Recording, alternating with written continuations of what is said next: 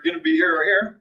So call the August 14, 2024 meeting of the Albany County Planning and Zoning Commission to order. Start with the roll call. Ms. Hanning is absent. Mr. Platt. Here. Ms. Kokornik. Here.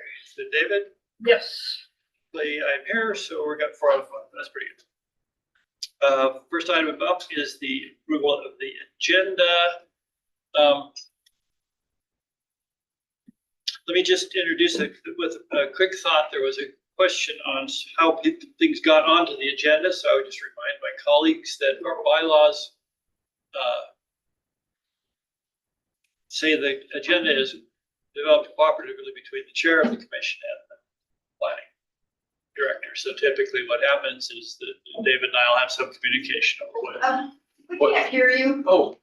Okay, I guess I'll just have to speak more loudly. Okay, sorry. I'm trying to get this turned off, so. Yeah, I think for all the redesign, they'd have managed to work out their handling less obnoxiously. All right, I was just saying how we got an agenda. There've been some discussion, some of the commissioners about that. I was just reminding ourselves that the agenda for our meetings, it's open to anyone to make suggestions, and then Mr. Gertsch and myself work together to see what we think is appropriate for the meeting and the order, and some things may have to get put off ways. But anyone, public or commission, is welcome to make a suggestion for what they think we ought to be discussing, and then we'll take it from there. And that's always a draft agenda that goes out with the packet, and then we'll finalize the agenda as we sit here today. A couple of obvious questions. What happened to the minutes? The minutes aren't complete yet, so they will be here at the next meeting. So that's why they're not on the. Correct. Okay. Yeah. So for anybody who wondered what happened to the minutes, which I know you did, I did as well. And then we've had 2 items that were on the distributed agenda. The Taylor and the school district applications have been withdrawn. My suggestion, since some of us had an opportunity to look at those, would be that we at least discuss some of our thoughts that would maybe help you guys in your analysis, but let's not have those front and center.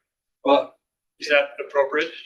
So we would recommend that we do not discuss those applications just because both the applicants will not be here. And so they will be not able to hear your discussion about this. I mean, if there's specific issues or whatever that you would like with staff's information, we'd be happy to talk to you on the phone, or I mean, you could do that as a separate item or something. I guess that's where I would be at, but that's up to you guys. So, okay, well, yeah, both of these applications are not complete. So, I understand they're not complete. I mean, some of my questions were on the staff report, which then I thought we could discuss whether we thought you guys had given us what we would need to discuss it when we do. Is there some reason not to just kind of review what they're about as a preview of coming attractions? I mean, I don't know if there's anything legal sensitive in these that's talk about. I mean, it's up to you. What's your pleasure? I guess I just. I think we have a pretty full agenda, and I prefer to talk about them when they're relevant. I was going to move them down on the agenda to have it if we have time. Okay. Now, Ms. Platt, you got thought on this? I'm indifferent.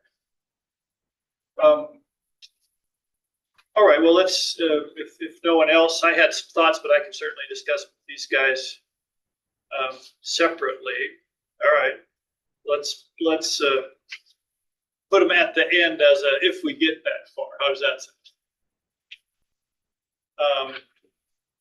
And then the other thing, following up on a comment from Commissioner Kokornik, was where we were doing public comment. Was I correct on that, Mr. Elms, that we had decided to move that ahead of planning projects, but not at the very end? We just forgot about it, so if you want to move it up, you can. Is that, I think that's consistent with what we were talking about, Ms. Kokornik, is that how we decided? Okay, so let's move the citizen comments, then we'll put in right after we do the public applications. And our thought on our last meeting was that those of you who may have come to address the commission don't need to sit through the whole thing clear to the end. But the priority for us are the applications that have come. We want to get those out of the way. Then we'll talk about general public comments, and then we can return to some of our longer term planning projects. So this is a new thing for this go around. We can give that a try. All right. Other thoughts on the agenda? I move to approve the agenda as amended. I'll second that. All in favor, say aye. Aye. Opposed, same sign. Okay, done. And we don't have minutes. Conflicts of interest, and disclosures, anything that we all ought to know about as we proceed into the meeting. Mr. Platt, I have nothing. Ms. Kokornik, Nothing. it's been David. Nothing. I'm the chair. There've been some discussions that will come up as we go through the various applications. Otherwise, we're good to go. Okay, public educate applications. We have a couple of those. The procedure we'll follow on that is we'll get a report from our staff and questions from us in terms of what the project amounts to and the staff report that was in the packet that you should all have had opportunity to look at. Then we'll invite the applicant to provide any comments that they would like to have. Mr. Wells? Would you just quickly go over what changed on the agenda, just in case anyone didn't hear it with the fan? Oh, okay. So what we did on the agenda is we deleted the Taylor and the school district applications. Those were not, they withdrew those at the request of the applicant. Is that correct? No, Oh, okay. they were deemed incomplete. They were deemed incomplete by staff, and so we'll show up on a subsequent meeting. If we have time, we may discuss just between us and the staff what their staff report looked like. Then there are no minutes to be approved from the last meeting because those have not been prepared completely. And the other change to the agenda is we've moved public comment on non-agenda items to follow the specific zoning district applications. Okay? So we'll proceed on that basis. As I say, each of those two applications will have a public hearing, which will consist of a report from the staff and then comments. Then the public will be invited to come forward and address any concerns that you guys might have. Try to keep your comments limited to 3 minutes. We'll need you to state your name and address for the record and come forward to the podium so we can all hear you. Then we'll have a motion to close the public hearing, and then we'll decide how we want to proceed to address the proposition that's in front of us. So first of those is the Cox zoning district amendment, ZDA 0424, request to rezone an agricultural piece of property commercial. Mr. Williams will deliver the staff report. Go right ahead. Yeah, so the applicant is Kevin Cox, doing business as Property Works LLC. The address is 4 Herrick Lane. The request is to change the zoning of their entire property from agricultural to commercial.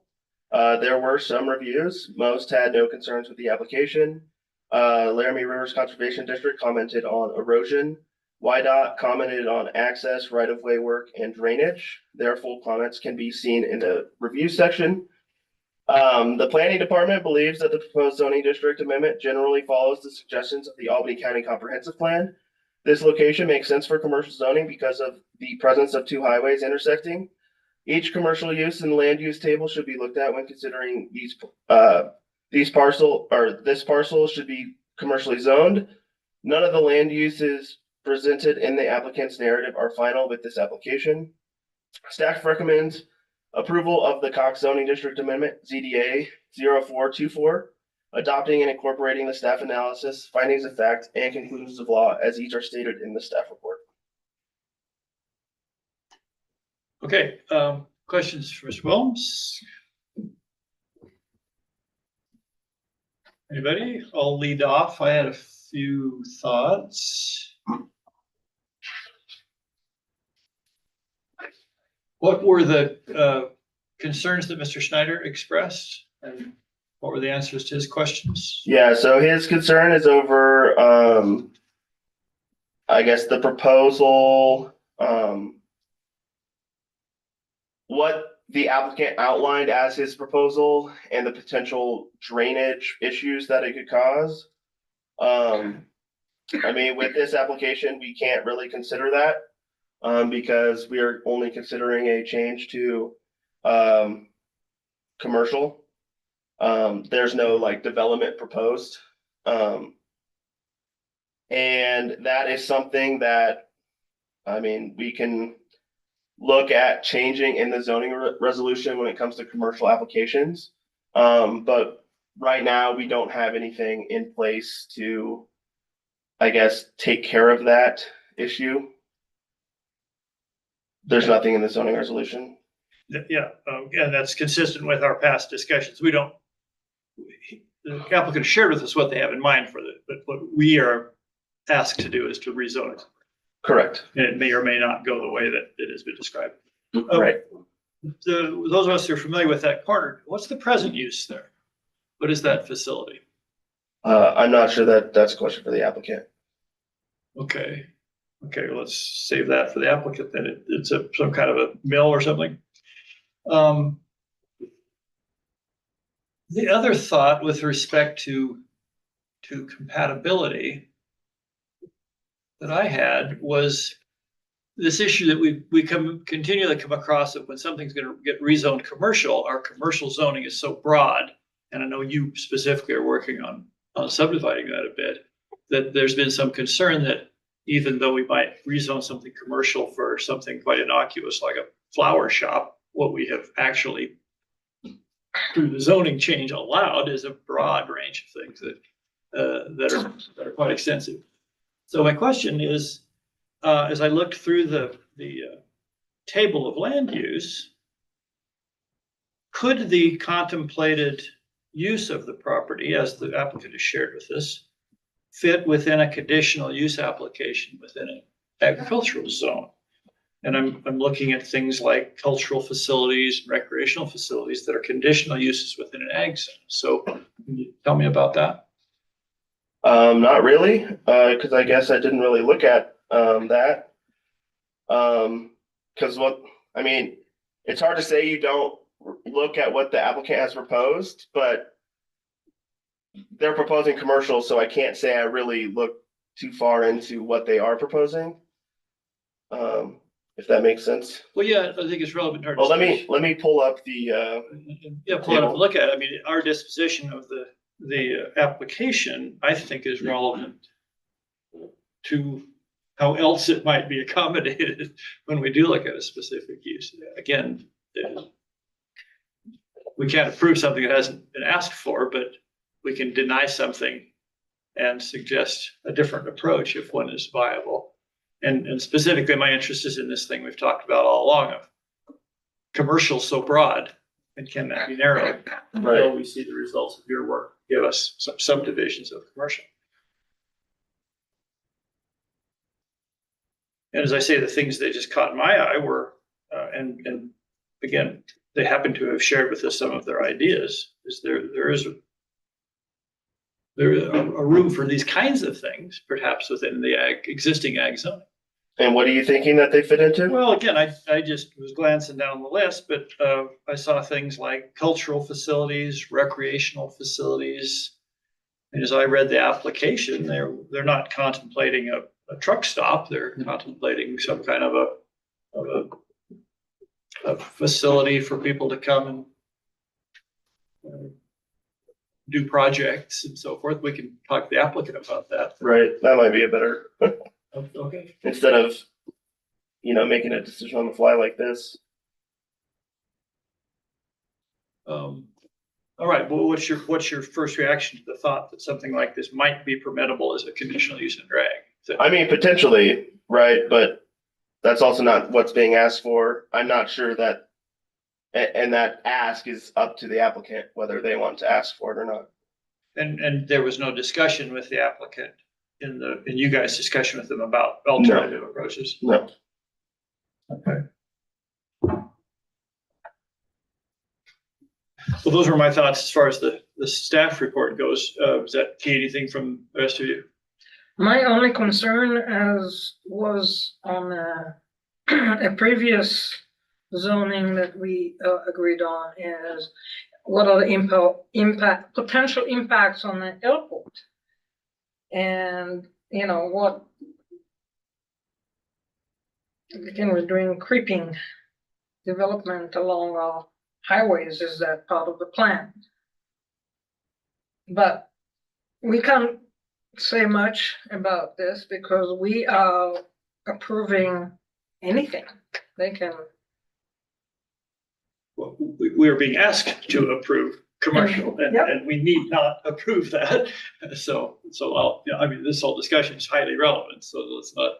yep, I'm just saying that we have, the two concerns that I would raise is, the creeping development and, you know, potential impacts on the airport. That's all. Okay. And from a staff point of view, any response to either of those concerns, and we can come back to that when we're discussing the application. I mean, we have a meeting planned with the airport within the next week to discuss an overlay, but I haven't heard anything from them about any issues with this. Okay. Would the applicant like to, is there a representative of the applicant here? Yeah. Yeah, tell us what you're up to and Yeah. why we should approve it. Number 4, Herrick Lane. I got that piece of property years ago. And right now I have my sawmill on it, shop, and it's kind of messy. So the long-term goal and one of my dreams is to bring artisans together. So it could be painters, it could be anybody that wants to have projects, and then create some little buildings and some bigger buildings. It could be masons, there could be welders, anybody, and then bring these people together so that we could have some art and work through art. I want to line the 130 with some art. I just want to have fun. I want it to be open. There'll be a little center when we get into the right when you enter into the complex that will be a kind of little meet and greet and a little gallery so that we could sell our products out of there and work on those on that direction. I still want the sawmill, but I'll hide it out of the way so it's not out front, and be able to use that with some timber frame things and other stuff. So that's kind of the big plan in general. I'm doing solar right now, so I really like it, and it makes sense. So I'm working on some solar stuff to keep that going, and work on. I want it to be just a simple process, but water is an issue, so we need to work through that. I have some ideas for that, and the toilets that I want to use are the burn toilets, so that we don't have to get into a bunch of septic stuff. And I'd like to work with these guys to learn more about that and understand some good ideas there too. So it's kind of an open deal for everybody to put their 2 cents with them, because I'm really willing to listen. Questions for our applicant?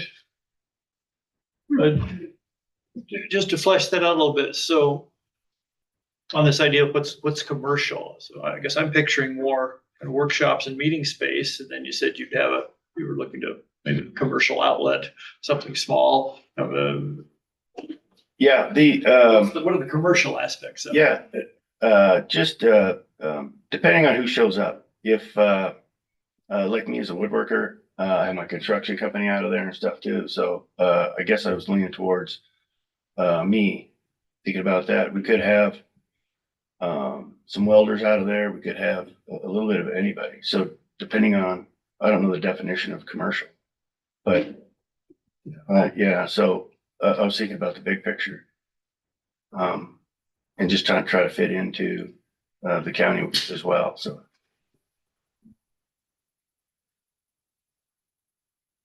The sawmill, and I'll kick this back to our staff. That's an ag use. I mean, is the current use of the land consistent with the zoning or grandfather? Or what's the story on the sawmill? I mean, this is the first I've heard that there's a sawmill on the property. I believe it's permitted for a house and a accessory building. So that wasn't really looked at.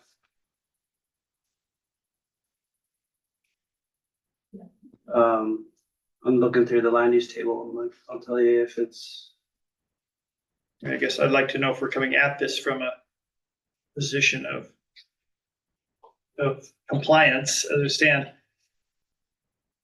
I mean, yeah, I don't think we need to put Mr. Cox in trial right now. I'm just looking for context for our decision, What does that have to do with changing it to the zoning to commercial? whether it's currently in compliance with zoning or not. I mean, that's something that we would have to discuss with Mr. Cox to know that. That's what I'm saying is like, I can't make the determination without having a discussion with him outside of this meeting. Okay, we could discuss that later. What's this, what it tells us about the sawmill, just for my curiosity? Are you a commercial sawmill or just for your own purposes? No, yeah, just for my own stuff. Yeah, I mean, if it's just personal use, then it wouldn't be a problem with that zoning. If it's commercial, then that's a problem. Okay. yeah, I'm not running a bunch of trucks through there and, logging operations and all that stuff, so, no. Okay, Yeah, some of the stuff I'll put in the buildings, I'll use that wood to put into the buildings, for art, timber frame. but when you say the present use is as a sawmill, that's your own use. You're not selling commercial products. Right. Thank you. Yeah, Those are the questions I had. Anybody else? Okay, then thank you very much. You're welcome. Thank you. Sounds like an interesting project. yeah, it'll be a blast. Are there others who would like to comment on this project? It looks like we have a few folks. Please come forward, give us your name and address, and share your thoughts. Hey, Zach Ryan, 19 BWJ Road. I live right across the street from Golden Prairie Bakery down there. And here we are again. We come here to ask permission instead of forgiveness. You guys have always been a great bunch of folks to work with out there in the county. Seeing all the improvements that we've had over there on 130 and Herrick, we've had that property now about 10 years. The commercial aspect of it popped up a few years ago. Of course, it was talked about with Golden Prairie Bakery, and then, I think they went ag or something like that, rural residential. And then Cody Legge came by. I think that was the same day that Borderline Power Sports got the deal down there, right down the road next to the airport. And seeing all the improvements that we've had down there on 130 and Herrick is quite nice. It's quite appealing. A lot of the properties down there have been cleaned up greatly.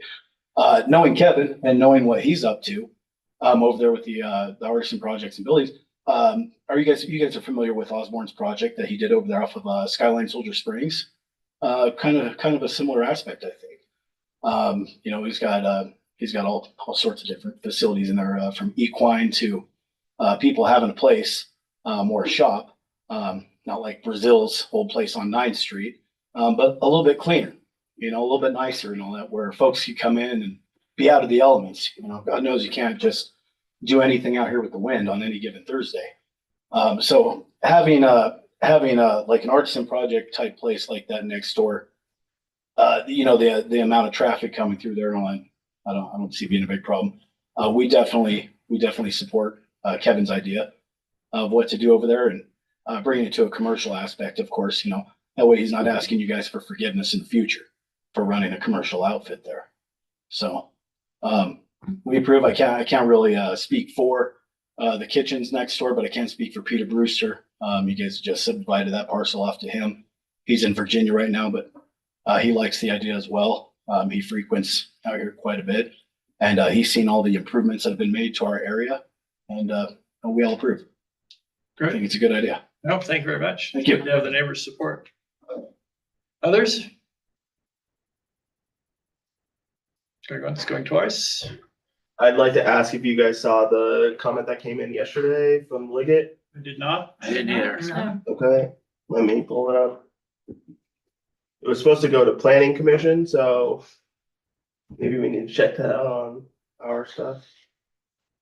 But let me pull it up real quick. Well, and sometimes things just, we are on different schedules and have opportunity to look at our packets over the weekend perhaps, and maybe not the minute before. So he said, we are writing to express our support for the rezoning of 4 Herrick Lane, from agricultural to commercial. Albany County has a very limited number of accessible, affordable, and available commercial properties for local businesses to grow and thrive on. We support Property Works LLC's desire to join us in expanding the commercial footprint along the Snowy Range corridor that connects directly to Interstate 80. We look forward to the opportunity of growing Albany County's economy and creating more jobs alongside Property Works LLC and all adjacent neighbors who wish to do the same. So, Oh, and is this gentleman a neighbor to this property? yeah, he's right across the street. The one that, We recently approved. yeah. Across east. yeah, directly. Yeah. Okay, got it. Thank you. Okay, other public comments? Do we have anybody online? Would either of our public listening in care to comment on the Cox application? Okay, hearing, seeing none, I'll take a motion to close the public hearing. I move that we close the public hearing. Is there a second? I'll second. Been moved and seconded to close public hearing. All in favor, say aye. Aye. Aye. Opposed? None? Thank you very much. Okay, back to us.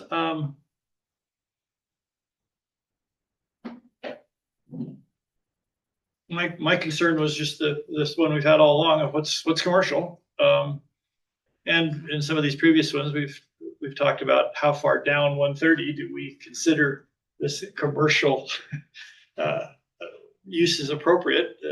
We started out talking about stuff around the airport, and the thought was, well, we're not going to go just strip development, string it all the way to Centennial. Herrick Lane is an obvious kind of a end to the airport associated commercial development in my mind. So that's my only reservation about it, and it's why I was looking to explore perhaps other ways to do that. So maybe the staff could remind us when we zone something commercial, what's the outside of that envelope look like? What could that allow? What uses? What You want us to go uses through the land use table? that would be? Yeah, again, I'm not. That isn't what's in front of us, but in fairness, we're talking this commercial. If this gentleman's plans go awry, the property could easily fall into a different ownership, and they would be authorized through our zoning change to do anything on the land use table. So. So it probably could be anything from restaurants to vet clinic. Truck lumber stop? Cells. Truck stop would be conditional. Truck stop, you'd have to have a conditional use as well. Okay. Print shop, any type of professional office space. Hotel, funeral Hotel, home. Yep. Funeral home. What we got here? They could put a theater out there, bowling alley. Hey, there you go. Not opposed. I mean, there's a whole range, I think this adds to the discussion of it's kind of a catch-all. We could do a lot of different things in commercial areas. I mean, obviously, a lot of it would be dependent on the availability of water, which there is none at that time out there at this time.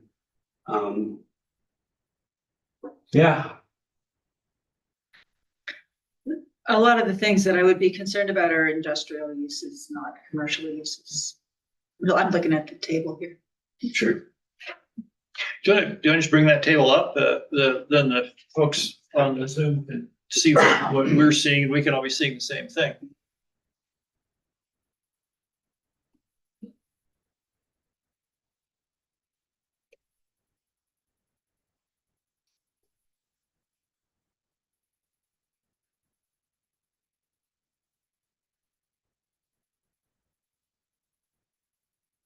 Yeah, maybe just blow that up a couple notches and scroll through it. And what folks who are looking at it on the screen, we're looking for the A's under the commercial designation. A means allowed by right, which means if someone were to come in with that use, having been zoned commercial, that would basically be automatically approved if it met the other kind of grading and access and so forth requirements.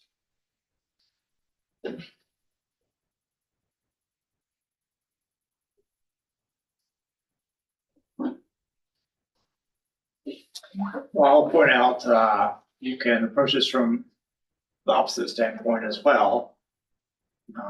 It appears to me that piece of property presently zoned as agricultural does not actually have much agricultural use as it's configured and located going forward.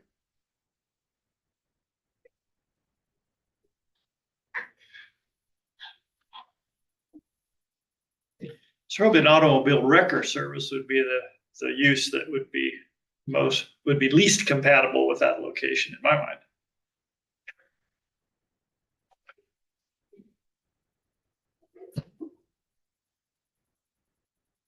You want to see those printed, Mr. David?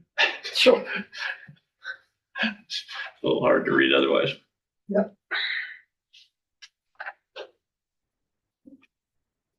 And I guess I should ask you, so is there any reluctance on the part of the commission to go forward with this, with that thought of the envelope of commercial uses in mind?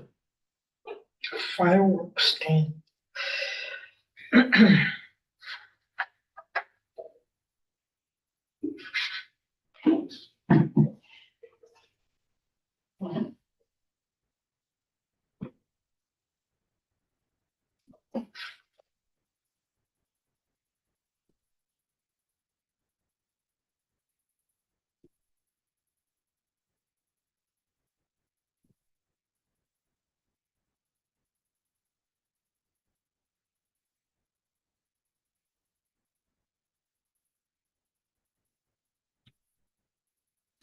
Yep, I don't see anything that I'd be concerned about that would be, except for things that would be conditional use, and that would be a different decision. Okay, other thoughts? How do we want to dispose of this? Or do we ready for a motion? Well, I'll just say one other thing is, we were talking about property at an intersection near the airport, joining other commercial properties. We're not talking about something that's further a mile away. And I'm not personally concerned about creep and stuff. I think we can deal with that should that arise, in the future at that time. And therefore, I'm ready to make a motion. Okay. Go right ahead. Mr. Chairman, I move to recommend the Board of County Commissioners approve the Cox zoning district amendment DBA -04-24, adopting and incorporating the staff analysis, findings of fact, and conclusions for law as each are stated in the staff report. Is there a second? I second. Further discussion? Hearing none. Mr. Platt, I vote aye. Mr. Cornick, Aye. Mr. David, Aye. Binkley, aye. Motion carries. Good luck with your project. We'll look forward to seeing great things out there. Oh, yeah, they will. They will. As Thank you. as a closing comment, wrapping back around. Well, we're in this interim period before we have a well-defined commercial use. I would encourage staff to discuss other options with folks as they come forward with these. So if this had been permittable as a conditional use in ag, I would have preferred that. I can't speak for anybody but myself, but let us explore those kind of smaller steps if they're available to us. If you could, please. Absolutely. Thank you. Okay, moving along to the next application, the Plumatic. This is a subdivision. And we will start off, same process, we'll start off with the staff report, Mr. Holmes. All right, the applicant and owner is Paul Camino. Yeah, Mr. Platt reminds me, if there's somebody here who was here for the Cox piece, you're certainly welcome to leave. There's nothing rude about about exiting at this point. So yeah, appreciate your forbearance and thank Commissioner Platt for reminding me that there's nothing out of line at all for you to get on with your day. Appreciate your interest.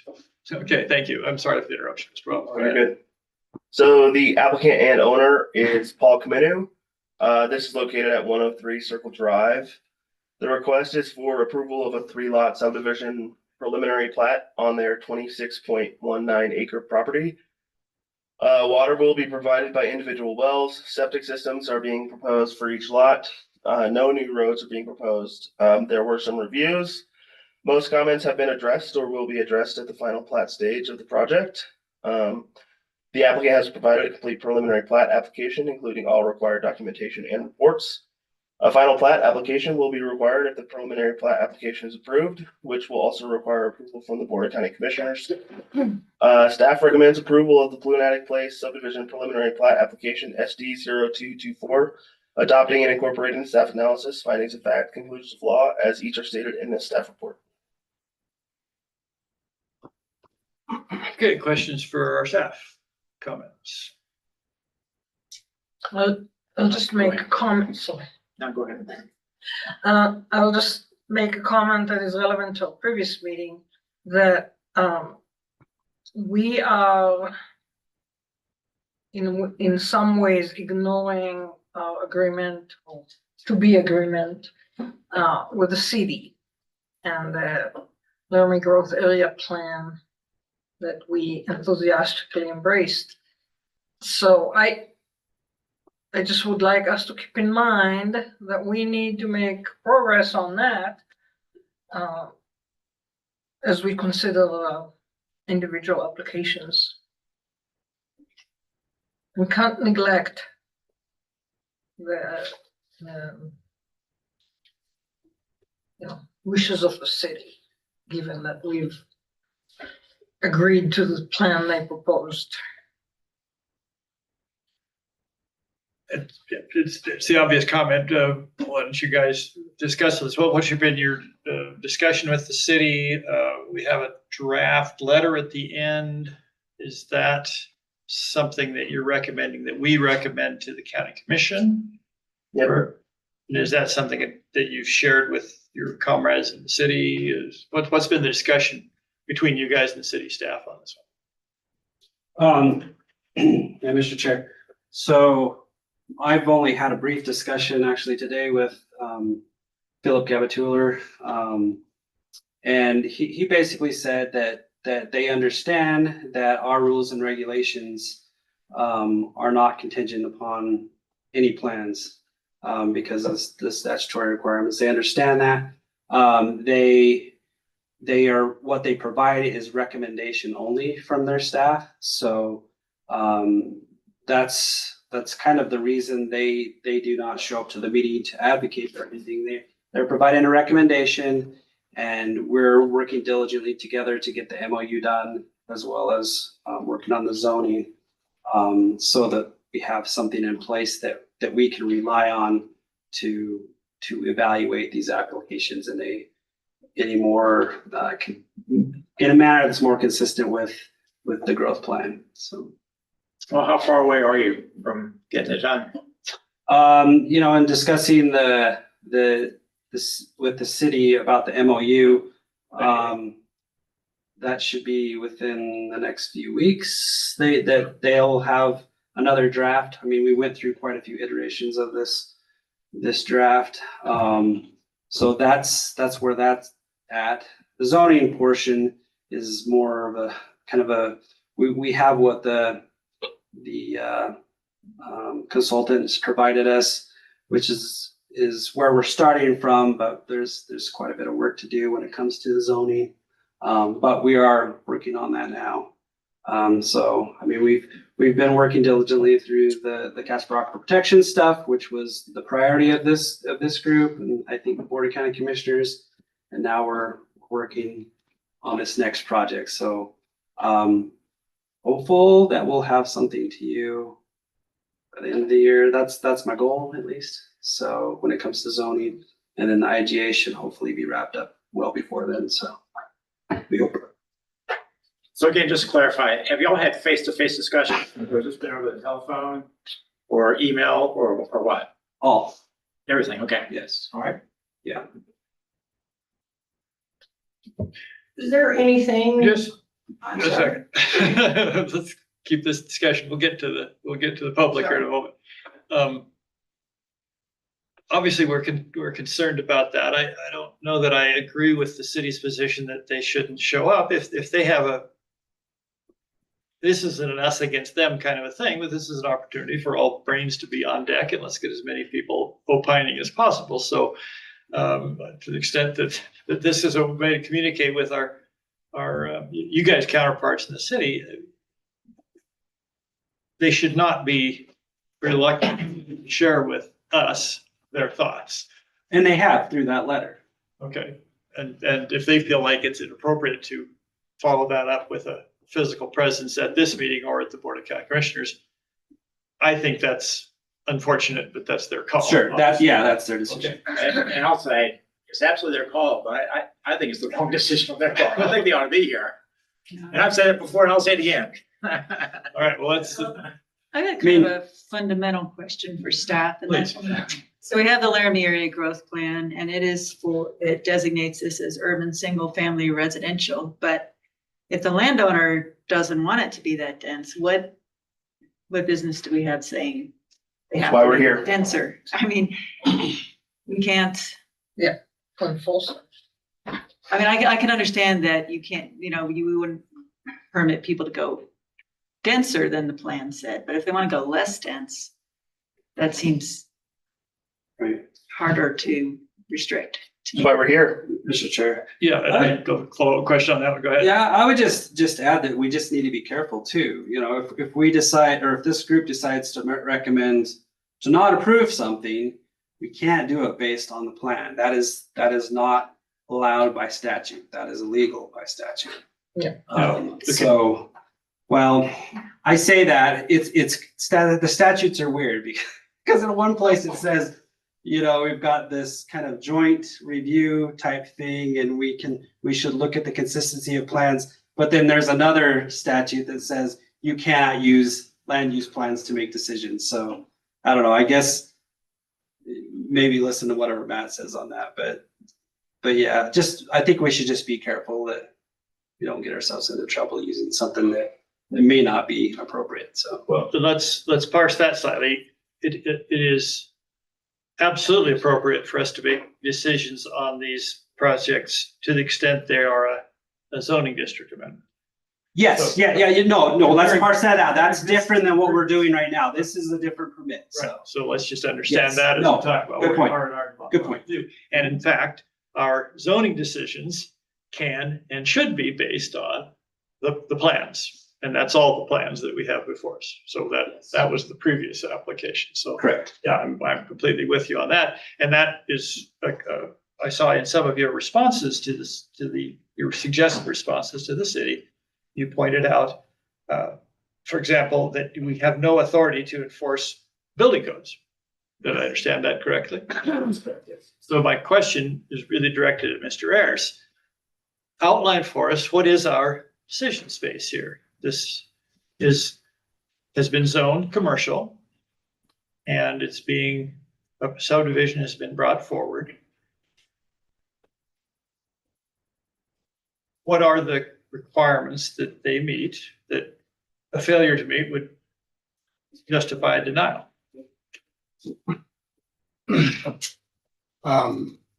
Well, as the decision makers, I need a little more guidance on what you would be using for denial. But if someone says, say in a rural residential district where we've thought this through before, somebody comes forward, they says, I want to divide my 40-acre tract zoned rural residential into 5-acre lots. And I meet the standards for access and roads and so forth. We have no basis for denying it. Right. So cross that bridge when it was zoned rural residential. Mm-hmm. Okay. So I'm looking at the land use table again. Under commercial, what's being brought forward is a suggestion to put in 3 residential lots. Is that correct? Commercial lots. Or I guess. Residential. 3 lots. I'll leave, there's 3 lots. Yeah, it's commercially zoned property. So what does it mean when I look in the commercial zoning table that single family dwellings are a conditional use and multiple family dwellings are allowed by right? What is that about? It means you have to get a conditional use for a single family dwelling, but you can have multifamily without a conditional use. So if this applicant wishes to go forward with the project as described, they would bring a conditional use? If he wants to put houses. If out he there, wants to put yes. single. If you want to put single family houses, yes. Yes. Interesting. Wonder if. Or he could come back and try to rezone it to a residential zone and then do it. But I mean, there's different options for that once he gets that far. They can put a mobile home park on it right now. They already have one. Right. It's already there. I thought that was the adjacent. That too. Yeah. It's already a mobile home park. Yeah, this property has been a mobile home park for many, many years. Okay, But it's not a large one. It was only like 4, 5, 6 okay. spaces, I not know. like the big one next door. Yeah, I can envision what it looks like. Thank you. Yeah. So maybe to try to press my question, Mr. Ayers, a little bit, it strikes me that the answer is our decision space is quite limited. If, for example, we were very sympathetic to the city and we wanted that to be high density residential, we don't currently have any authority to require that. No. Is my reading of things. So Yeah, so I guess back to Commissioner Kokornik's question. You would need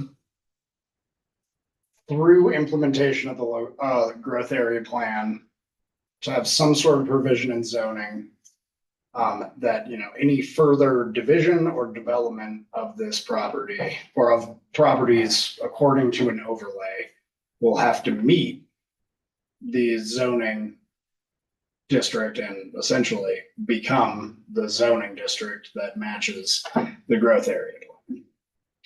We do not have that yet. So at this point, we can only look at the underlying zoning. and that is commercial and that allows a 3-lot subdivision. So I hate to be in this position of, if we have no choice but to approve it, why is it even before us? Statutorily. Okay, it has to be. But staff, both legal and planning staff, there seems to be an agreement with, That's still, that there's well, very little that's flexibility here. for, I suppose, like the implementation of the growth area plan. I mean, your role is still to vet everything according to our subdivision regulations. Okay, now walk me through that then. The growth plans, all the plans are relevant to our zoning. In this case, we've crossed that bridge and this is zone commercial. Now, what relevance do the plans have to the decision before us right now? Is there some?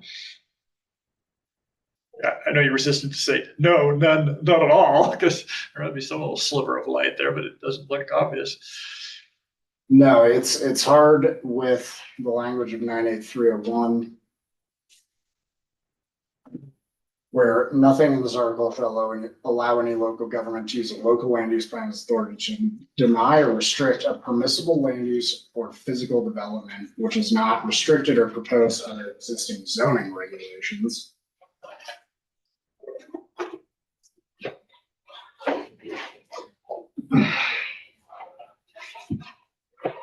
And have you had that discussion with the city staff, Mr. Hirsch, that we can't honor their request?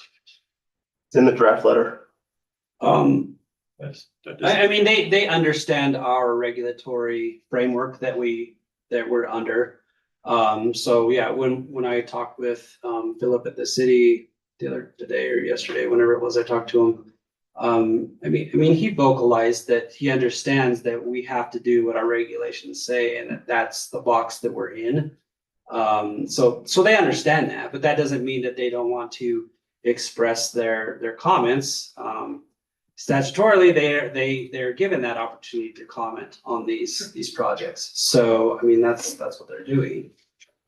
So like I said, they're comfortable sending forth the recommendation and they understand, kind of the sideboards that we have to work within too. Okay. No, I mean, I'm not criticizing them in any way. Right. The earlier discussion about the city's participation was with reference to a zoning district amendment where we did have the latitude. No, to absolutely. Deny or approve. Okay, And Mr. Chair, yes, sir. arguably with the language of zoning resolutions, zoning regulations, which is in 98301, since the legislature in creating Article 3 of 18.5 split subdivision and zoning into two distinct authorities and subjects. It could be that there is an argument that maybe it's not as applicable to zoning, but we still have the issue of what in the zoning resolution would you point to? Or sorry, the subdivision resolution as a whole. Okay. And since these subdivisions are, for the most part, the development follows much more closely with a subdivision than it does a zoning district amendment. Yeah, thank you. And just one final note on that for the record. At several points in your staff report, you noted that this is a minor subdivision, which also changes substantially the requirements that to do a subdivision. Okay, that's all I had. Other thoughts here? We'll hear from the applicant on this one. Someone like to speak? He's on the sales. Oh, say again. He's on- It's Hi, two-dimensional. Go ahead. Yeah, sorry, I already had a vacation planned, so Not a I'll be problem. there in person. Yeah, as you kind of referenced, I'm aware of the growth plan. Kind of my main focus with this is two parts. That back lot, the 4-acre or so one, I would like to eventually try to get a conditional use or change zoning to residential at some point to build my own home. And then that front lot, to me, the growth plant, it's the front lot. We split on the irrigation canal there. It's a front triangle next to the AmeriGas propane. Then the Three Rivers or Four Rivers property. To me, that makes a lot more sense to be commercial right off the highway. Like, how many people really want to live that close to the highway? So that was the reason for a third one versus just a 2 split. But to me, I'm okay with eventually possibly having the rest of that big lot being urban single family. It's just a question of water, sewer, all these things that are very costly. Are they available there? And worked with Christy at Dwell Inc. and for this report, and she said at minimum it would be like $250,000 just to get it to the lot. And I'm not some big developer that's capable of doing that. So my main goal here is to get a small subdivision to be able to build my house eventually in that back lot, and possibly see what's available at the front lot there, that commercial closer to the highway area. Thank you. Questions for Mr. Caputo? All right, So go ahead. I guess, so by back lot, you mean lot 3 or lot 2? I think it's lot 3. I'm sorry, it's the 4-acre one. I don't Smaller have. one, okay. Yeah, the small. Okay.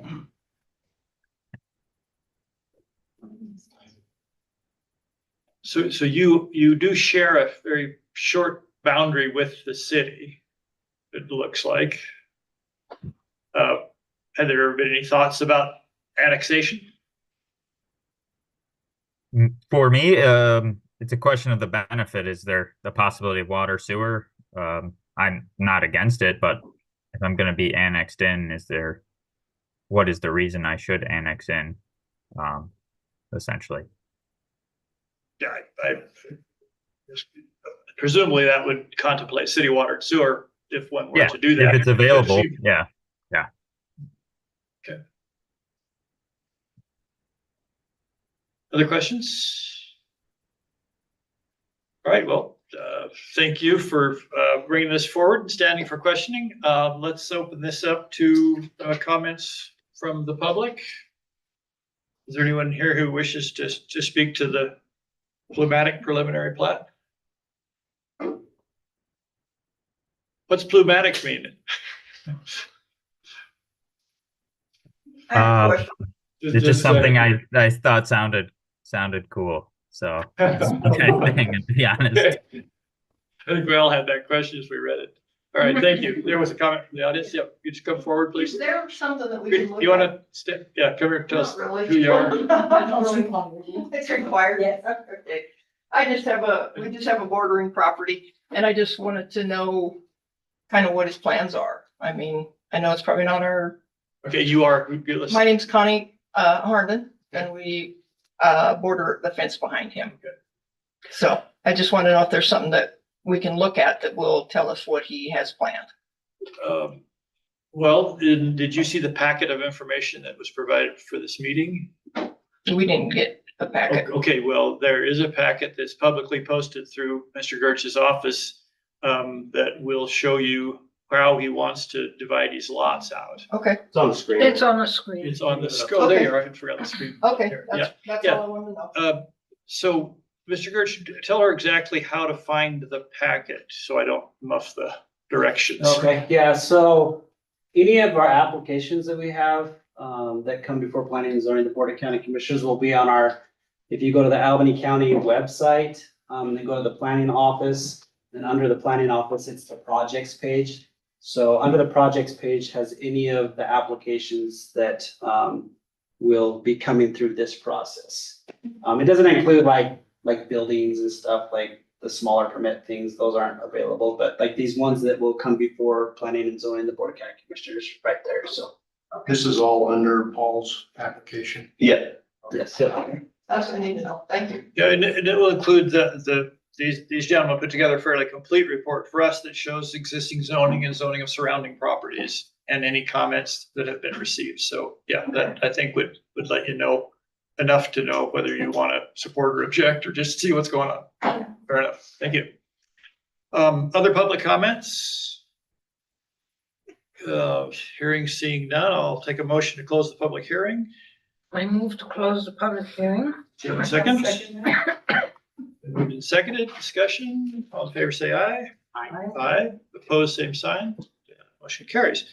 Okay, commission discussion and action. How do we wish to proceed?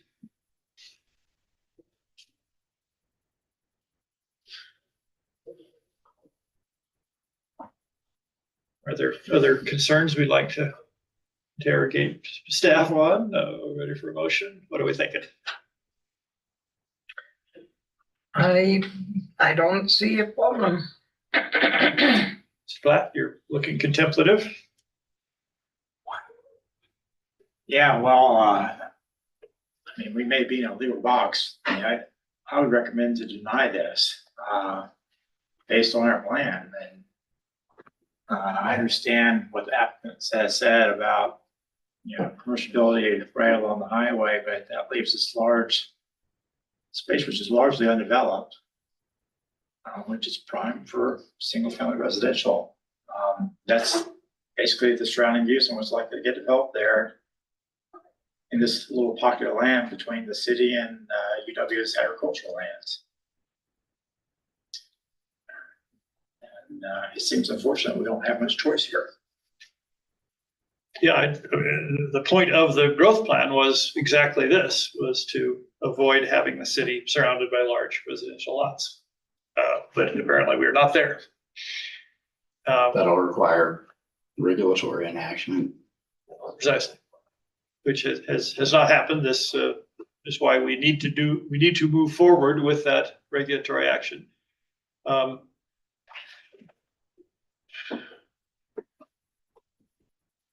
Mr. Gertz has suggested that there will be some specific zoning recommendations coming forward, perhaps by the end of the year. Yes. Yeah, I guess all I can say is let us move forward with that as efficiently as we can. Because this is a prime example of what that whole growth area plan was about. Correct? Thoughts?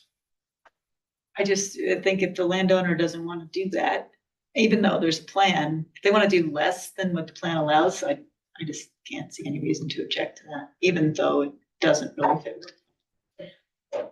Well, we may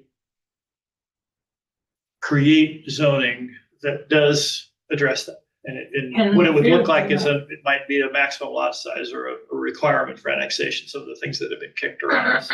Right. Yeah, But at some- this some- point, we don't have We that. do not have those, this one, that's my And- understanding. You know, if he doesn't want an apartment house there, then you know, it's his land. Sure. This been David, you had something you want to say? I think we have very little choice in the matter. All right, let's have a motion to go forward. I move that we approve the, do I need all the words there? Yeah, give us all the words. I don't have all the words right. Somebody else have them, you can say it. I'll make the motion then. Mr. Chairman, I move to recommend the Board of County Commissioners approve the Atlantic Place subdivision preliminary plat application SD 02-24 adopted and incorporating the staff analysis, findings of fact, conclusions of law as each stated in the staff report. Thank you. Is there a second for that motion? I second. Further discussion? Hearing, seeing none. Mr. Platt, No. Ms. Kokornik, Aye. Ms. Ben David, Aye. Hinckley, aye. Motion carries. We will recommend to the Board of County Commissioners that they approve the preliminary plat application. Thank you. Okay, citizen comments on non-agenda items is the next thing on our agenda. Are any of you here to share with us your thoughts on the general running of the county with respect to planning and zoning? Thank you for your attendance. Appreciate your interest. Anybody? We will proceed with the meeting, and as I say, you're welcome to say or not as you please.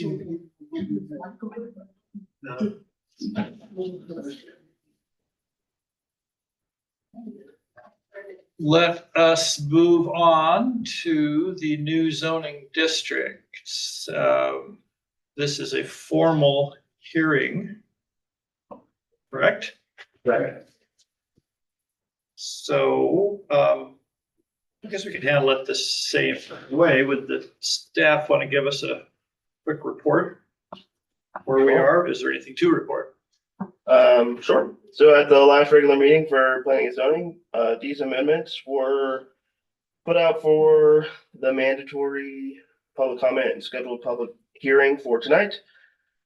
These amendments provide two brand new zoning districts and also shrink the scope of the current rural residential district. With this proposal, the land use table, sign regulations, accessory dwelling standards, and the zoning maps were all addressed with the new changes. And at the time of writing and at the time of me speaking,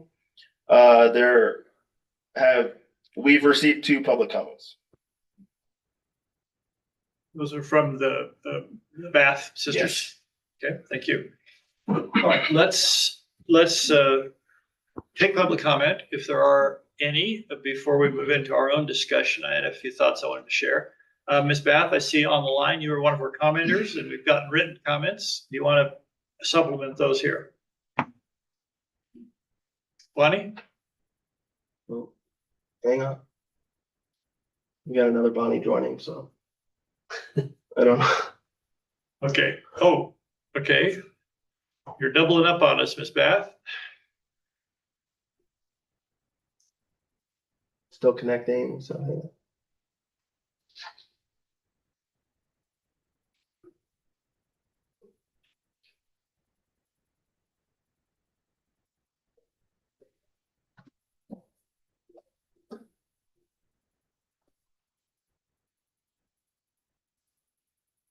Okay, ask again. Okay, Ms. Bath, are you there? And if so, would you like to back up your written comments? I don't hear anything. We're not hearing you if you're talking. You're still muted. You're perhaps muted from your end?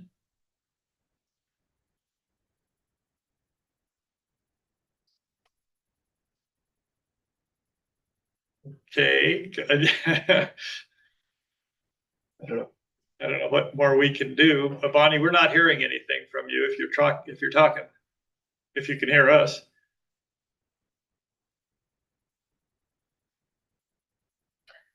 Maybe we can read her written comments. We have written comments. All right, I guess the technology suggests that we're unable to make contact. Any thoughts on that, you guys? What are you seeing? I mean, I still see that she's muted. I've asked to unmute a couple times and Okay, nothing's changed, so. all right, well, if she wants to come in later, we can perhaps handle that less. Maybe she can, we less can give her a formally. phone number and she can just call. The technology's not. Is the Should I is the not chat, is there a phone chat number? line open on this? She can hear us. We can Yeah. give her a phone number. Yeah. We don't know if she can hear us. Well, she might not even want to make a comment. Well, yeah, she might not. I hate to preclude that. Oh, is she unmuted? Oh, there we Hey, go. hi. Okay. Yes, she lives. Go ahead. I keep, Oh, we just got a short burst out of you. And we did see your written comments.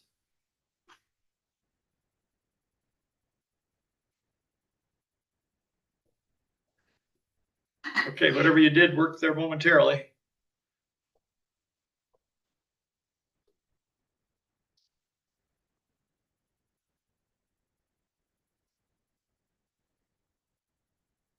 All right, well, let's respect for Miss Bath, let's hold the public comments open a bit here as we proceed with our discussion. And I had a few things I wanted to bring up. First of all, that the comments that we did receive from both of the Bath folks went to how we would apply the new zones that we have created, and they were urging us to be somewhat stingy with that, a sentiment with which I totally agree. Just because we have created a rural residential zone for 20 acres doesn't mean we have to apply it any place. So we may never grant anybody a zoning change into one of these new residential zones, but we are creating them to provide ourselves flexibility. That's my reaction to those comments. So. And then I will share, I did respond to Bonnie Bath, just to share those concerns, and she'd talked about water levels, and I sent her some water level data. It didn't really relevant to our decision here today, but just to let you know that I did open the communication to that extent. I had a very interesting discussion, I thought, with Mr. Gertsch and Mr. Ayers since our last meeting, addressing the concern that I raised, which was the issue of average size and minimum lot size. And I went through with them my concern numerically. We have an opportunity. Let's use rural residential as our example. You've got a 40-acre plot, you're zoned rural residential, your average lot size is 5, your minimum lot size is 2. So it is completely within your rights to divide your piece into 7 2-acre lots and 1 26-acre lot. Then you could sell the 20, this is my concern was, then you sell the 26-acre lot, and now I'm the new owner of a 26-acre lot, zoned rural residential, and I'll think, okay, I'm gonna divide that into 2-acre lots and 1 big lot. And you run that chain down, and what you end up with is the 40-acre lot. It has 2.3 acres for each lot size. So I saw that as a loophole in the existing regulations with respect to minimum lot size and average lot size. And that's why I was opposed to carrying that potential loophole forward into these new residential zones that have been created. Sure, can I ask a question? Sure. Why does it matter who owns the land if we regulate by parcel? So if somebody buys a 26-acre lot, it's already been through the process, it's done. Well, and that was my question, is it done? And Mr. Gertsch responded to me and responded to your question, the process, so share that thought with us. So we have in our subdivision regulations, we have a provision in there. I mean, basically what it says is, if further subdivision is proposed within an existing recorded subdivision, an increase in the original density of the subdivision shall be permitted if the zoning district can be met, or general district standards can be met, and the applicant receives a non-adverse recommendation from Wyoming DEQ. Now let me put that into English. So when the Board of County Commissioners approves a subdivision, they approve it under the zoning scheme at the time. So say it's rural residential. They approve a 20-acre parcel that was divided into 2 5-acre lots and 1 10-acre lot. Maybe this isn't the best, but anyways, like, so in that situation, there's 2 lots and there's a big 10-acre lot. They still could divide that 1 lot up there into another 2 5s because it still meets the density, the 5-acre density. Now, if they do the 20-acre lot and then they do 2, or I don't know, I guess 3 2-acre lots, that would then leave. Well, let's use my example. 14 40, acres. they've got the 26-acre is the big lot that allows Yeah. them to do all the little ones. Okay. Now, So if the density is you divide it by 5 or whatever, and it gives you all those lots, and you have some really small lots and have a really big lot, the way it says is the original subdivision, the zoning for the original subdivision still applies. So if somebody comes in and wants to divide that, it's like, we'd have to go back, look, okay, this is the subdivision, this is what was the original density. Now it's gonna be less than that 5-acre per lot standard. And we wouldn't be able to allow that unless they came in and got a zoning district amendment. Now, it couldn't just be for 1 lot. It couldn't be just for that lot because it still brings that original zoning down. So they'd have to actually do a zoning district amendment for all of the lots within the original subdivision, and then they could get additional density. So that's how I read it and how I would believe it would be applied.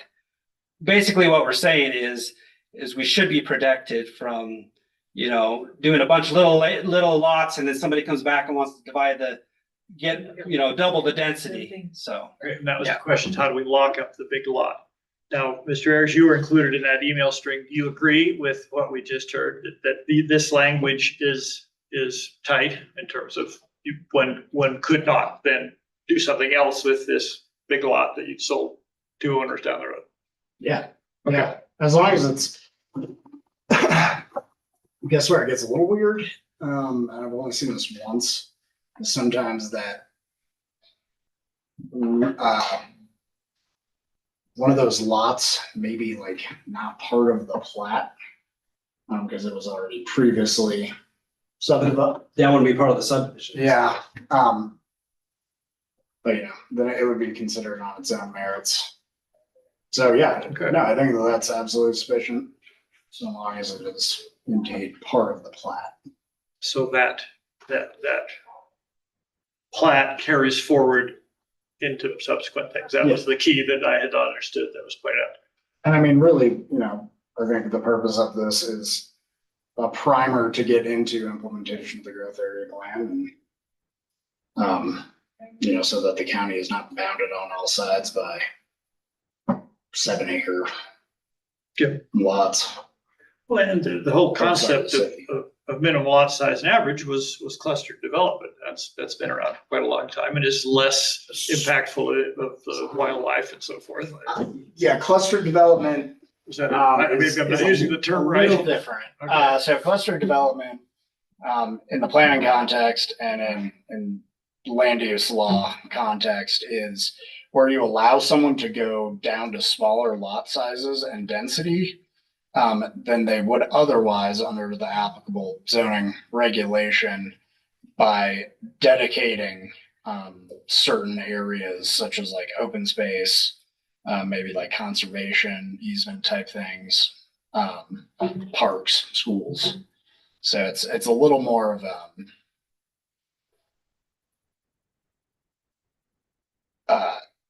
exaction, where you're kind of allowing something that otherwise would or would not be allowed in order to get something from the developer or owner. And I would just point out that the state has a cluster development provision in there, but it's basically just for the larger lots. I think we've discussed that at planning and zoning in the past. I don't know if all this group was involved, but it's always been decided maybe that's not the best idea to do. Because it allows you to go down to these smaller lots. And I think as part of that, they have to put it into like a conservation easement for like 50 years or 100 years or something like that. But it's always like it's a give and take. So you get more density, meaning you get more lots, but you're giving up this right to basically use this for a certain amount of time. Which is, I mean, it's kind of what this is. I understand the distinction you're making, where we require the big lot. It isn't that we require it to be wildlife habitat or something. One Right. person could own it. And I actually talked to one of the trust folks as I was exploring this in my mind, and their response was, we don't do conservation easements for just odds and ends. They really apply themselves to the big stuff, because then you take on some kind of a management enforcement responsibility for the easement. Say a ranch, has 5,000 acres in a conservation easement, a different thing entirely. Mr. Gertz. And I'll just say, I mean, the purpose behind the reason why we have like the 5 acre average and the 2 acre is not so they can really like cluster things together, which, I mean, they can, but it's more of like, okay, now you have some flexibility, like this lot has got a lot of like ups and downs. You just can't put a house on there. So you got to make that a little bit bigger. And so that gives you a little bit over here. You can do a little bit smaller lot in this flatter area. I mean, it's really just to,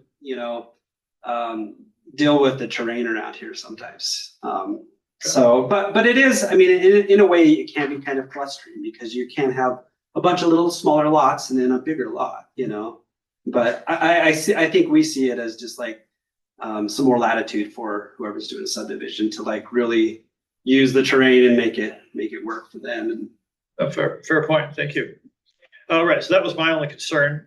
Otherwise, I'm okay. Other thoughts on this as we've contemplated it? And has Ms. Beth found a way to talk to us? Apparently not. Can you unmute her? I can From ask that her. control. From our end? I don't have control. You can only ask her to, Oh, which she did earlier, but if Yes, she did briefly. Maybe her connection is poor. I don't know where she's coming in from. I mean, and Mr. Chair, I just point out they had really good comments. Both of them just, I mean, I think their comments and concerns are legitimate. But I think as we go forward, I mean, it's not like you've already pointed out, it's not a guarantee that this is going to happen anywhere. But those are things that should be on our mind, is like water issues and, those types of things. I think that's really, really good to point out. So. And one argument kind of against this is that we want it to be a big step from ag to residential, so that we think about that a lot harder by allowing these finer subdivisions. We've made it easier to kind of creep out of ag into residential, and we will just have to take those decisions as they come to us. Personally, I will try to resist the idea of the urban sprawl, but we're talking flexibility here, and then we trust ourselves to exercise that flexibility responsibly. All right, let's have a motion to close the public hearing, because this is an official bit. I move to close the public hearing. Is there a second? I second it. It's been moved and seconded to close the public hearing. Discussion of the motion. All in favor, say aye. Aye. Opposed, same sign. Okay, that is done. And we're ready for a motion to either send this up to the county commissioners or to shut it down. Think about it. Mr. Chairman, I move to recommend to the county commissioners that they approve these amendments to the zoning resolution, creating 2 new zoning districts and modifying the existing rural residential zoning district. Thank you. Is there a second? I second. Further discussion of that motion? Mr. Platt? Aye. Mr. Cornick? Aye. And David? Aye. Hinckley votes aye. Opposed? None? Thank you. We'll send that up to the county commissioners with our recommendation. Thank you. Next item on our agenda, Urban Systems Advisory Committee. Always a hot topic. And our representative on that is Absent. Okay, so Mr. Gertz, you're going to stand in for a second. Originally it's supposed to be Mr. Platt. Well, he was a Well, I was gonna substitute say. for tomorrow. No, she was a substitute for me. Oh, okay, well, Because of its truancy. yes, let's throw somebody off the commission. All I right. can stand in for myself. Mr. Gertz, what have you got to say? Yeah, so the Urban Systems Advisory Committee, not too long ago. They went through the process. So every year they have to look at the priorities list. That's one of their things they do at their annual meeting. And the priority list is basically for projects. One, they have to be on the major street plan. And then two, it has to be kind of voted on who's on that priority list. So this group gets, I believe it's $589,000 something dollars now. They actually got an increase. I can't even remember what it was before, but so they get a chunk of change from the federal government to put towards these projects that are on this list. And so what they do is they collect this money until they get enough to do a project. And so right now the number one project is the Corthell Road from Whitman Street to future Bill Nye from extension of Corthell to Boulder, Bill Nye from Corthell to 15th Street. So that's the project they've been saving up for many years now. I think they're doing I think YDOT does some can't remember what they call it, reconnaissance stuff, whatever that means. But I guess probably looking at like, what they need to do to get across everybody's properties to build this road. But anyways, that's probably more information than you need. So there's basically 4 priorities on here. The priorities didn't change from last year. I believe we approved these last year. So this is the first ask, is to approve what USAC recommended for their urban systems project priority list. And then the second ask is there's a couple of recommendations from the city of Laramie to upgrade classification of a couple of roads on the major street plan. Again, as these roads, on these maps are the ones that will be eligible for funding in the future, but they wanted to upgrade Bradley Street between 9th Street and 15th Street, and Ivinson Avenue between 3rd Street and 15th from local to collector. And so there's a kind of a little inset map there that you can see. There's just the portion that they just wanted to change color on, basically from gray to purple. And so that's the change. And so that is being recommended. So that was recommended by the city, and then the USAC committee agreed to that, and that's what the recommendation is going forward. So there's 2 asks with this, to approve the Urban Systems Advisory Committee priority list, as well as the amendments to the major street plan as presented here. And then what would happen is they can go to the Board of County Commissioners and do the same thing. They make their decision, and then once that's all done, we'll get a map printed out for the map portion, and Mr. Hinckley can sign it, and Chair Goatshart can sign it, and then we put it on our wall in our office. So the amendments, where are they in the priorities? How are those separated? If we have the money, do we do the Bradley Street before we do Bill Nye, or how does that work? So right now, neither one of those streets is on the priority list, right? Or Just changing the classification. Yeah, so the map just changes the classification. That doesn't put it on the priority list. So there's lots of roads on there and future roads, but only the ones that are on the priority list are the ones that will work forward to get the money. Now, if something happens on one of these ones that they just changed or whatever, and they're like, oh, we really need some help with this, we should start saving up, then they can vote to put that on the project list. Okay. Thank you. But I mean, the major street plan does other things too, like in our zoning or subdivision regulations, we have to refer to that and reserve, land for those roads if it crosses one of the project areas that we're looking at. So. Okay, thank you. Other questions for staff? I have one. So Pierce Street already goes to Curtis Street. Why are they talking about extending it to Madison? It already goes past there. So I believe it needs to have some major upgrades. What I've been told is Pierce Street is problematic because it sits higher than the grade of the houses. So if you know what that means, the water runs to the houses. So they need to do something where they've got some probably, curb and gutter and sidewalk and stuff Okay. like that. I can't remember exactly the reason, but that is just kind of my They're guess. changing it, not building it. Yes, correct. Yeah. Because the others are buildable.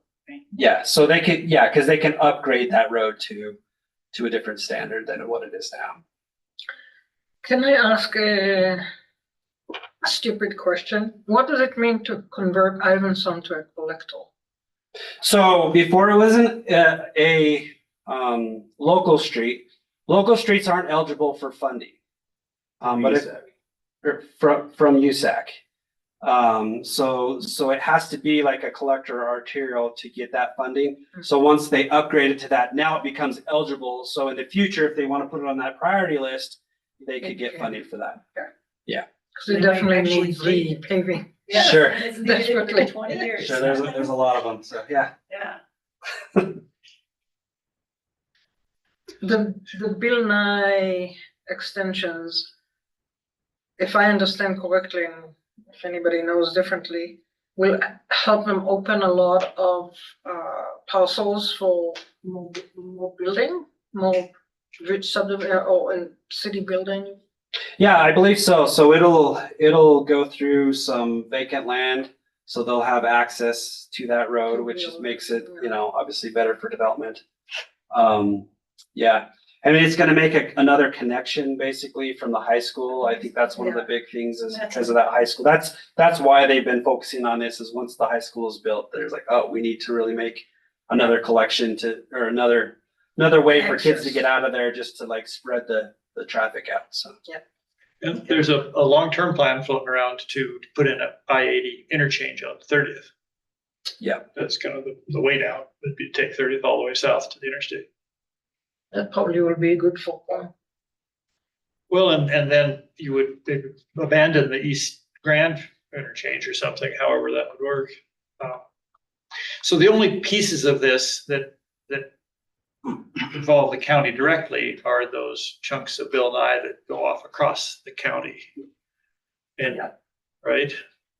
There's a few. They cross the county. Yeah, they do. Yeah, because they go by the one guy's house. And the Bluebird, I mean, the first three of these are all kind of the same project. And Bluebird, for example, is in the county. Yeah. And extensions immediately west from there. Yeah. No, sounds like a good plan to me. Other thoughts, questions? So what do we need? A motion to? Just a recommend motion. This to the commission? Yeah, a motion to, recommend it for approval. Be fine. I move we recommend this for approval. Is there a second? I second. Seconded, discussion? All in favor, say aye. Aye. Aye, opposed? Done. Thank you. Thank you.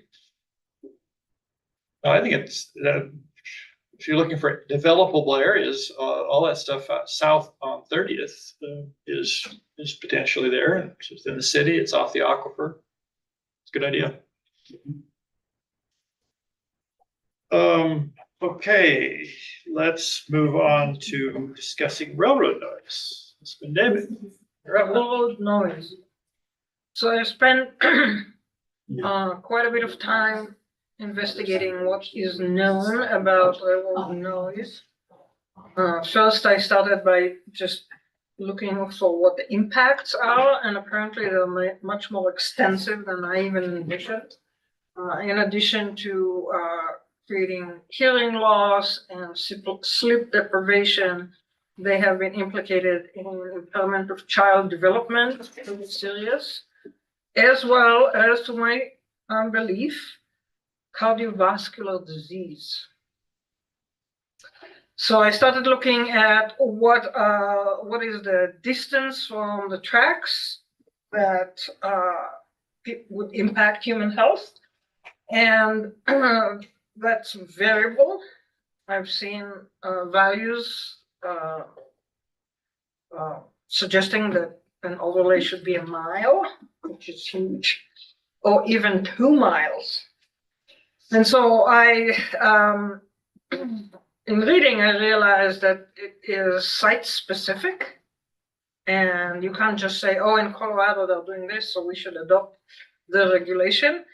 And I went deeper into the Federal Railroad Administration and YDOT. Currently, YDOT has an extensive document on noise impacts and when it needs to be mitigated, mainly dealing with highways and interstates and so on. But it's a really interesting document. And through those diggings, I found that actually the Federal Railroad Administration has contracted with a company to develop a model that estimates the impacts of railroad noise and the distance. It's actually a pretty simple Excel spreadsheet that comes with a PDF of instructions on how to fill in information. But as I was going through this, I realized that we have no access to this information. It has to come from Union Pacific because what locomotives they use in each train, how many trains have how many locomotives, how fast the trains go through town, how many trains go through town, what is happening during the day versus what is happening during the night, what happens in the summer versus what happens in the winter. All these parameters have to be fed into this model. So I contacted UP and they responded very quickly and told me that all this information is confidential and they are not going to release it. Not going to release it. And I also asked what are the future plans for, the section of railroad through Albany County, because, we can make a resolution now, but in 5 years, they're going to put different trains on tracks that won't be applicable to what we have created a resolution for. And the response to that was, we have plans to greatly expand the train use along the I-80 corridor, including Albany County, but again, it's confidential. So I can't come with a draft resolution or a change to regulation or anything to you because there is no point in coming up. I mean, we will be challenged in court if we just say, okay, half a mile. People will say, why half a mile? We can't decide that without the data from Union Pacific. So what I would bring to the commission to consider is actually drafting and maybe ask the commissioners to make a formal request, not just me emailing with whoever is in charge of our region, and ask for the information.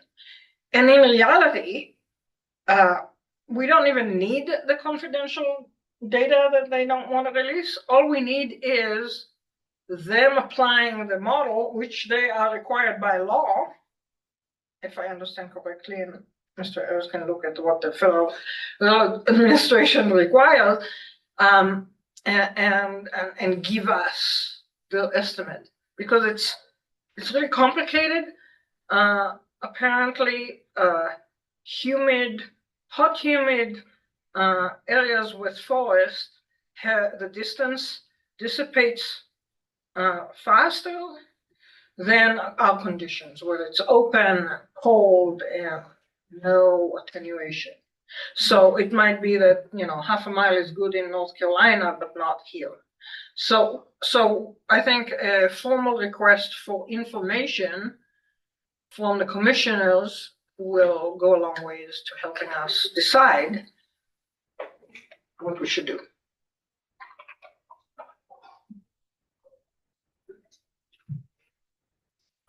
Question of our planning experts.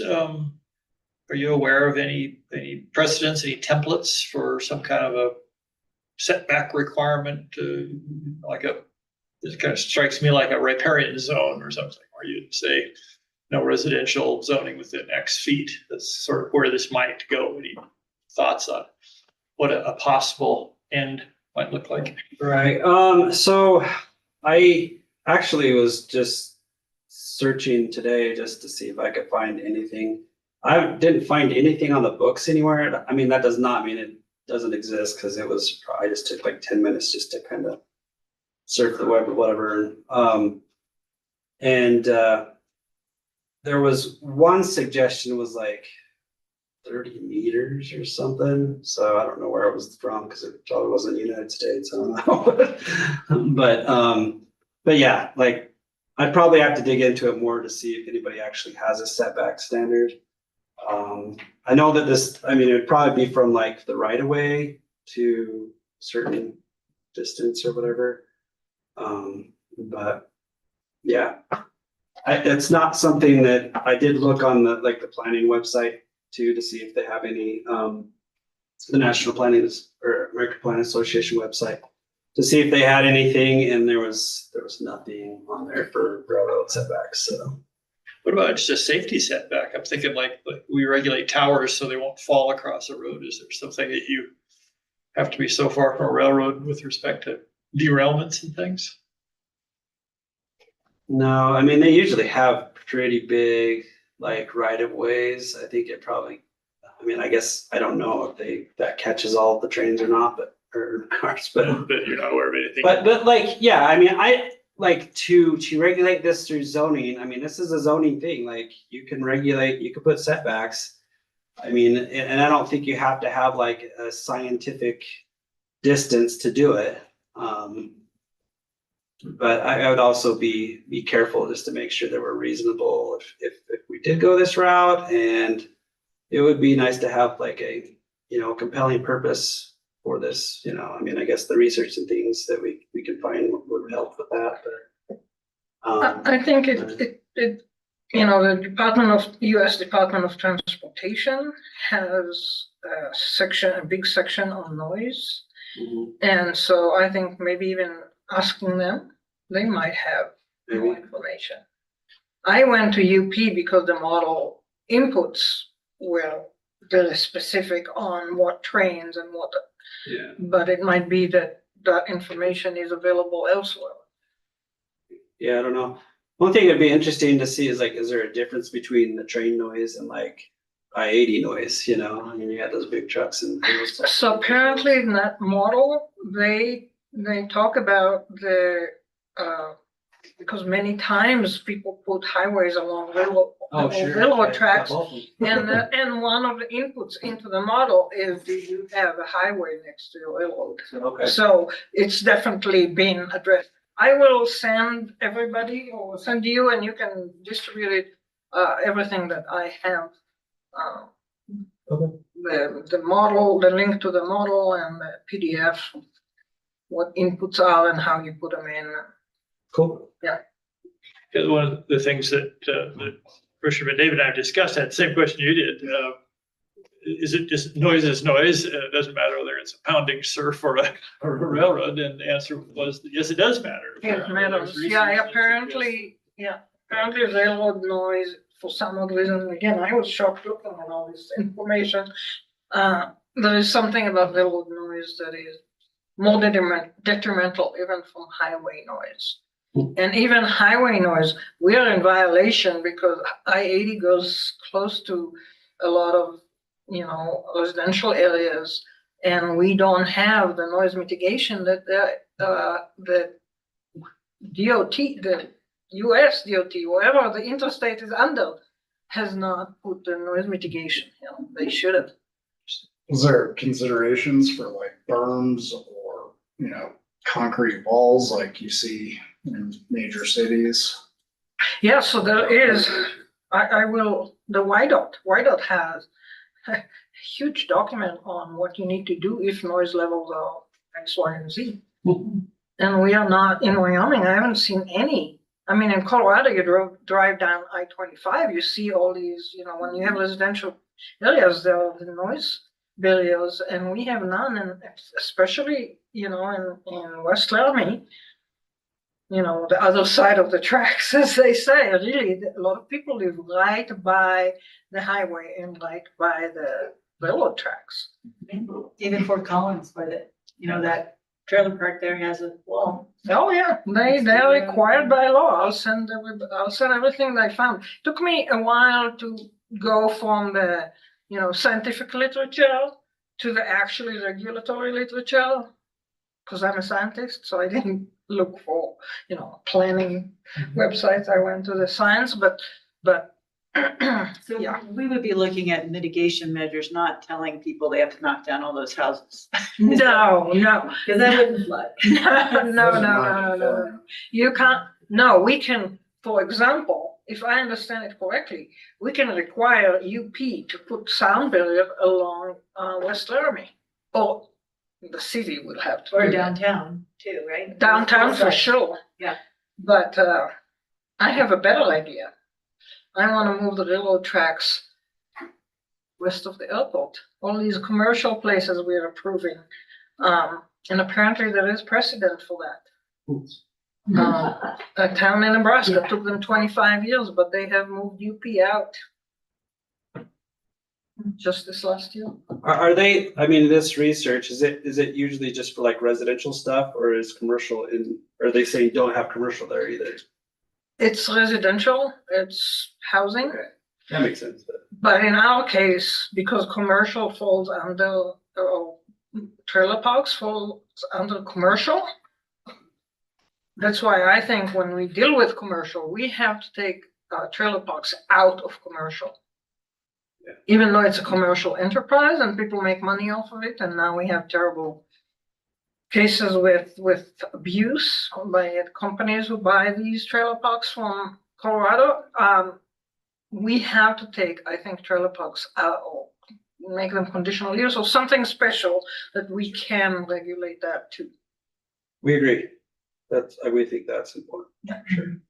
So Anyway, that's all right, why well, I'd be interested in seeing what the data said. I guess with respect to this commission, we ought to try to maintain some kind of focus on the kinds of things that we could potentially do, which would be zoning overlays and that sort of thing. So now the Environmental Advisory Commission has a much broader mandate if they wanted to take on something much larger than that.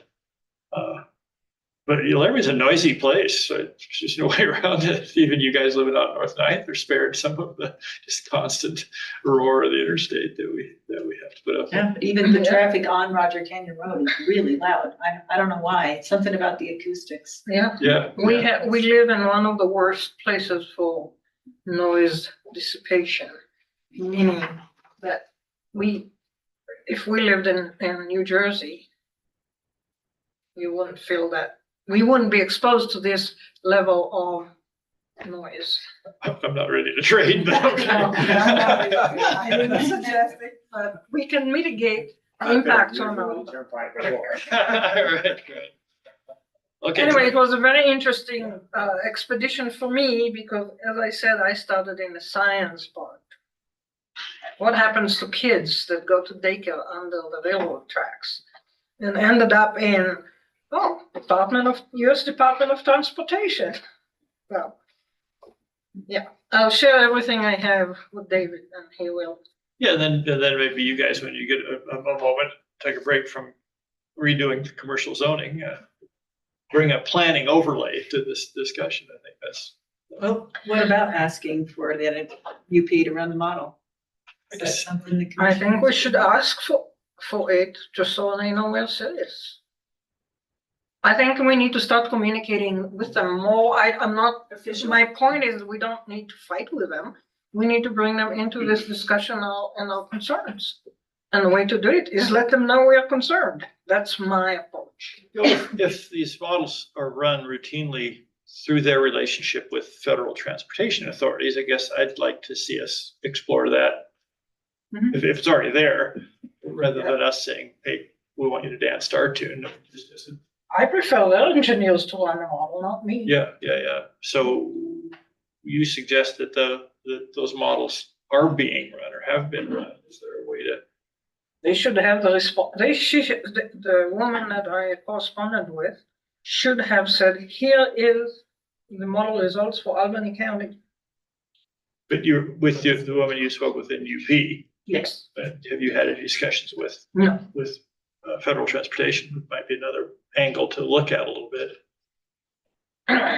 I mean, I guess I'm reluctant to put the weight of the county behind talking to UP about something that we would like to ripen a little bit more. Maybe I'm just being too tentative. I don't know. What do you guys think? An appropriate request at this point? I mean, I like the idea of just like looking to see if there is maybe some federal data from the federal transportation folks or whatever before we, try to really, I don't know. I mean, I guess it has to be, is this something the commission feels strongly about as well as the Board of County Commissioners, then we go forward with something like that. But I think there's other avenues to look for data from, I think at this point, but maybe, I don't know. Yeah, we're recommending to the board before anybody letters got written. I guess I'm okay with proceeding a bit more stepwise. I don't know. How do you guys feel? If we ask the feds and they don't have the data yet, then maybe that will prod them to get UP to run the model. If they haven't done it and they're required to. Just asking the question might get things in motion. I'll show all that I have and we can decide how to proceed. See where it goes. I'm all right with that. But My recommendation would be we should stick with things where we have chances of success. And I'm not sure we have much clout with the UP. well, no, but we do something like a setback as we look at people coming forward with subdivisions. I think that's within our purview, and that maybe would not be inappropriate for us to suggest that we don't want to see rural residential zoning. I mean, I don't recommend a proposal, but I can see that being something that we could do. We have a lot of kids enter our schools with behavioral deficiencies and cognitive deficiencies. And if you look around and across the world, you see railroads really close to residences and city centers and whatnot. And you don't hear a lot of screaming from, well, we'll say our European friends. I would particularly be concerned. Well, wow. okay, so you'll educate us. Okay, fair enough. I mean, I've been near lots. I haven't been there since 2019, and Look, no one's worried about railroads where I've been. Michael, we all love the trains. We all love our well water. We all love everything. We are very small biased people. There is science out there. There are federal regulations that were made because there are impacts. I'm just saying I'm not particularly worried. You are not particularly worried. I am particularly worried. Why is your opinion more important than mine? I didn't assert that. Okay. I'm just saying I'm not worried. Okay. Mr. David has offered graciously to educate us. Yeah. And perhaps we can all come to some agreement on the appropriate level of concern. Next item, I think was also a suggestion of Mr. David. Discuss the visit to Turner Wellfield. You could start out. I'll throw my 2 bits worth in. Go right ahead. I would like both of you to chime in as we go through whatever you have learned from our wonderful visit. So first of all, David, thank you very much for organizing it. I have learned so much, and more importantly, my concerns were addressed. So thank you. And I also want to take this opportunity that it's recorded to formally thank Greg Berman for his knowledge, his ability to answer questions, even difficult ones, and his general attitude, positive attitude. I really enjoyed the tour. So thank you, and thank Greg. And also a chance to thank the city council and the city manager and the water department for actually doing a lot more to ensure water quality and availability in Laramie than I envisioned. So after all these things, I say what I've learned, and please don't wait for me to finish, but you can jump in on any topic. So my main concern was similar to what Ms. Bath mentioned in her comments to our rural residential zoning. And that was water use in the time of extended below average precipitation in our region. I plotted the data and show that over the course of the last 24 years, precipitation in Laramie, data is from the Laramie airport, but it's true for the Laramie range and the Snowy range. In the last 24 years, there have been 10 years of below average precipitation. 6 of those are the last 6 years. And this year is shaping up to be a 7th below average year.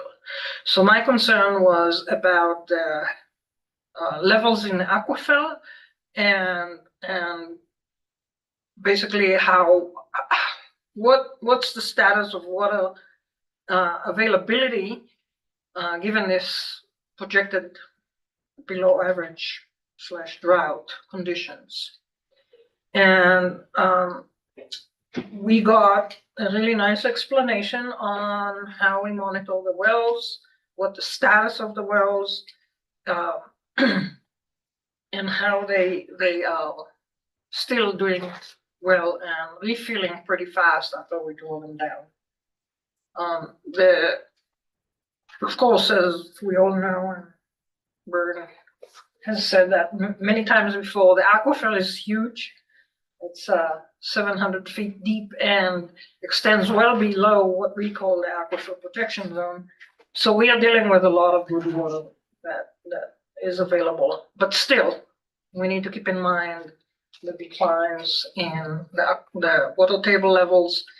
The spring above my house, that is about 400 feet above my house in the canyon, has dried out 4 years ago and hasn't been flowing since. And that's a little disconcerting, although the structure of the aquifer is so complicated that it's not necessarily true for all the aquifer, but also the chair has shared a figure from the state monitoring wells showing that there is a decline in the water table. And but the truth of the matter is that we're still, given how we monitor and how we, what we know about aquifer, we're still in good shape. My second concern was the potential of a wildfire that will prevent firefighting department from responding to it in the city, because as we've seen in Hawaii last year and in Jasper, Canada, in Alberta this year, when the power lines catch fire and break, there's no power to the pumps.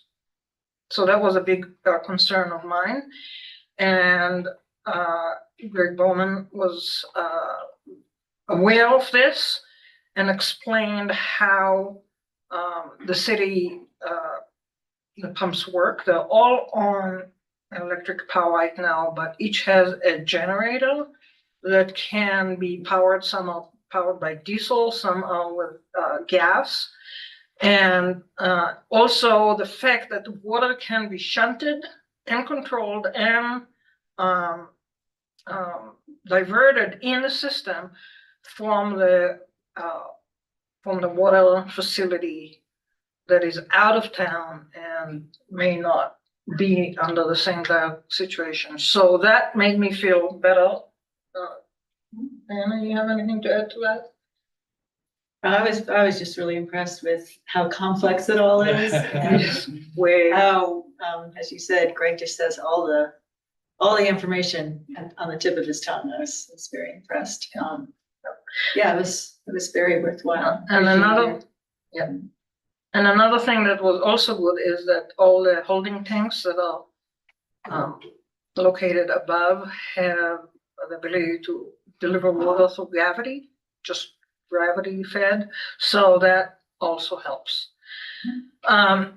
My third concern was about the intact of the holding facilities, because as I mentioned before, the roof of the tank for zone 3, was it? Or Yeah. 2? It was- Wherever it is. I don't I think remember it which was- zone it is. The east side tank going up. Yeah. Anyway, that roof blew off in one of the storms, the windstorms we had in May. That was on board. Anyway, so and I actually called it in, I think other people have too.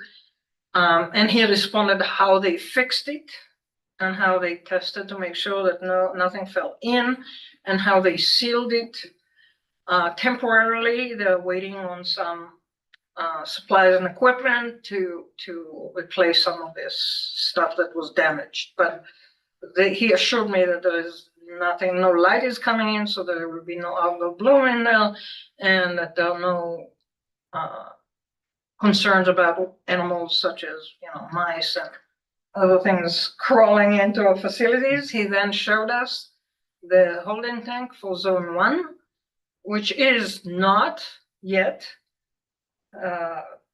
up on any hills, so this is not gravity fed. But he showed us why they told us how they replaced the roof on it and why, and how it's sealed all the way around except for some vents. So they assured us that nothing can get into the tank, and that we shouldn't worry about that contamination. Which leads to the fourth item, and that was monitoring water quality. And he explained about all the testing that they do on a regular basis. Then he showed us and explained to us about the chlorination. I thought using salt was very cool. Yeah. Not having to store the chlorine gas. The chlorine gas. Yeah, I was really impressed with that. So it was, again, showing that the city of Laramie and the water department of the city of Laramie is doing the utmost cutting edge work to make sure that we have good water delivery and high quality high water quality. So that was very informative, reassuring, and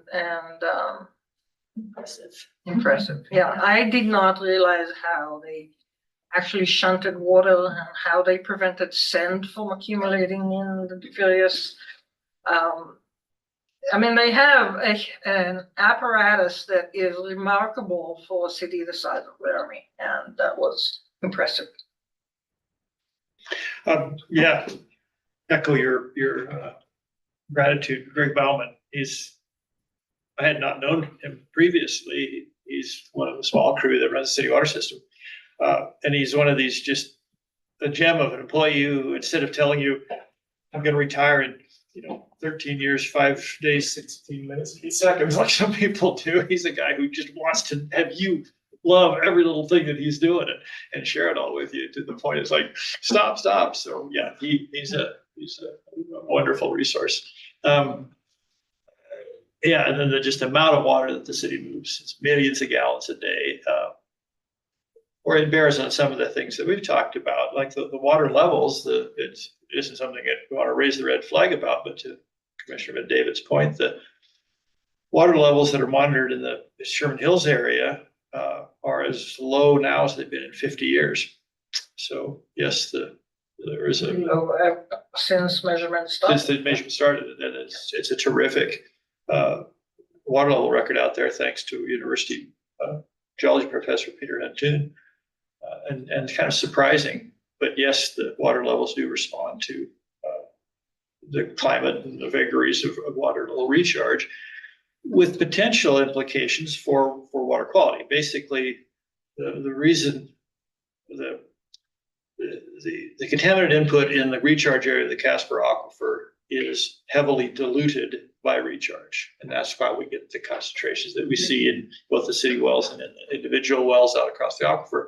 And the less dilution there is through recharge, the higher those concentrations go. So there is a feedback between contaminant concentrations that we're tracking through the Casper Aquifer Protection Plan and these natural processes of recharge, all well in the background at this point, but it all ties together.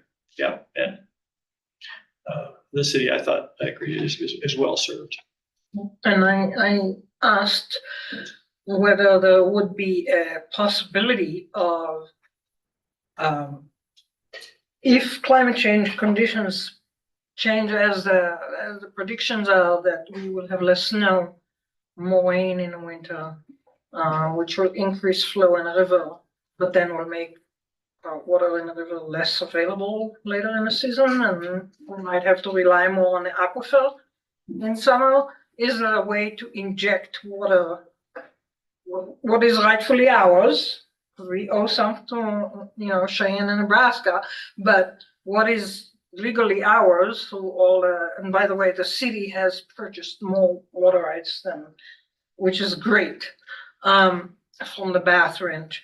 My question was, is there infrastructure that would allow us to inject surface water from the snows into the aquifer to protect it? And I thought his answer was excellent. He said, yes, we can, because we are moving water from the aquifer. The system is so complicated. We can move water from the snows to the Turner field.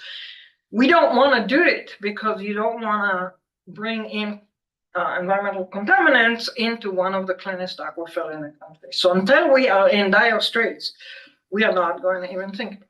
So that was a good answer. Yeah, what he did share, because it precedes him, there was actually a study done. It's called Aquifer Storage and Recovery, and there's a consultant report in the city's hands that looks at that specifically for the area between the city and the spur. So if somebody wants to look into that, yeah, sounds good. And people do it. Other places do inject water. The more interesting thing about climate change is you can have all the water rights in the world, but if the water's not there, it doesn't do any good. In 2002, the deficit of drought was very little water. So it didn't matter how many water rights you bought, you were reliant on groundwater. So that's another reason to be protective of that. So yeah, I thought that was great. Echo your concerns, your interest. So are we doing more of that? Are you communicating those guys? Were you interested in further? Yeah, I talked to Greg about visiting the water facility west of town, and he's all about doing another tool. Is that on your radar to get that scheduled at some point? So, Thank you. Matt and I discussed that. I guess we have some concerns with doing a bunch of field trips like this, just for public perception, when it's just kind of us and another group that's there or whatever, whether that's appropriate or whether that would be perceived as not kosher. So I guess I don't know. What are your thoughts, Matt? Well, let me offer one thought, because I had a comment on that in terms of the public notice. We discussed that briefly. I understand our minimum requirement for notice of a public meeting is quite minimal. Yes. And I think we could do much better. We have to do what we have to do, but let's do more to kind of capture the spirit of that. I was trying to remind myself of the date, for example, got off the county website expecting to see that on the list of all the agendas for planning and zoning and everybody else. So to your point, there's really hardly any way anybody could have known about the meeting except through word of mouth, which is what produced the attendance that we had. Right. So I think just generically, we're not talking about buying display ads, the boomerang, but I do think we should up our game in terms of just general letting the public, to the extent they're interested, know what we're doing. Like putting the agenda on the list of agendas, that would be painless, wouldn't it? Sure. Yeah. No, that's no. In fact, If I would have thought about it, I probably would have done it, but I just did not. So. I would add to that I know a few people asked me about it, not related to that group. And I said, oh, just check the county website, not realizing it wasn't posted. Yeah. We would have had, we probably didn't want to have too many more people, but maybe more diversity of people. Sure. So if we're gonna do more of this, let's address your concern and mine of trying to make some larger effort to let the public know that we are having a meeting and they're invited. I know the people that were there from the public really appreciated the opportunity. No, absolutely. It was a really good tour. I mean, like you guys said, Greg was amazing. It was Like, amazing. knew it all. I was like, wow, this guy's good. So. And the system is Everything else, amazing. And the system is amazing. I Yeah. mean, Oh, yeah, I absolutely. didn't even think about, the pipe has to go under the river. Yeah, so, and how, they needed to put a new pipe in. They had to work with UP, who told them you have to do it in 1 day. It's another thing we don't like about UP, but anyway. I'm just kidding. Yeah, so, I think people, not that people want to drive all the way out there, but people enjoy it. Well, it's a standard public school trip. I remember I probably was out there with the kids, so I think about it. Yeah. So they do make those tours. Maybe when they're doing one of those for the schools, let us know. Go either way. And they have changed it. Now they're drawing water 4 miles further upriver. So that's interesting that they've made a decision. And there potentially are planning and zoning implications of that in terms of that watershed. We don't talk about it much, but whatever zoning we do have that would protect the quality of water coming into the river above their intake. Right. And as staff, I would like to see the value for this commission. That what are we going to do with this information? And like you said, I think this was a good, good trip, and it is over the aquifer and everything. But be considerate of staff's time as well. Like if it doesn't have anything to do with what this commission's doing, I'm not super supportive of it, but I'll do what I'm asked to do. So I'm sensitive to that. And the wastewater plant, I think probably is not, I can't find a nexus there. But if I'm talking about the water treatment plant, I guess my answer to that, asking myself that same question, is that we do have zoning authority and responsibility with respect to stream corridors and riparian habitats and so forth. Is that fair? Mr. Ayers? We do, I guess, how does a more intimate knowledge of, a city's, facility really enhance that zoning aspect? Does that change the parameters of our regulation? Perhaps it could just be something that the commissioners, if you want to do it, it's something that you organize amongst yourselves, but I'm not sure that really is the most appropriate use of the planning department's time.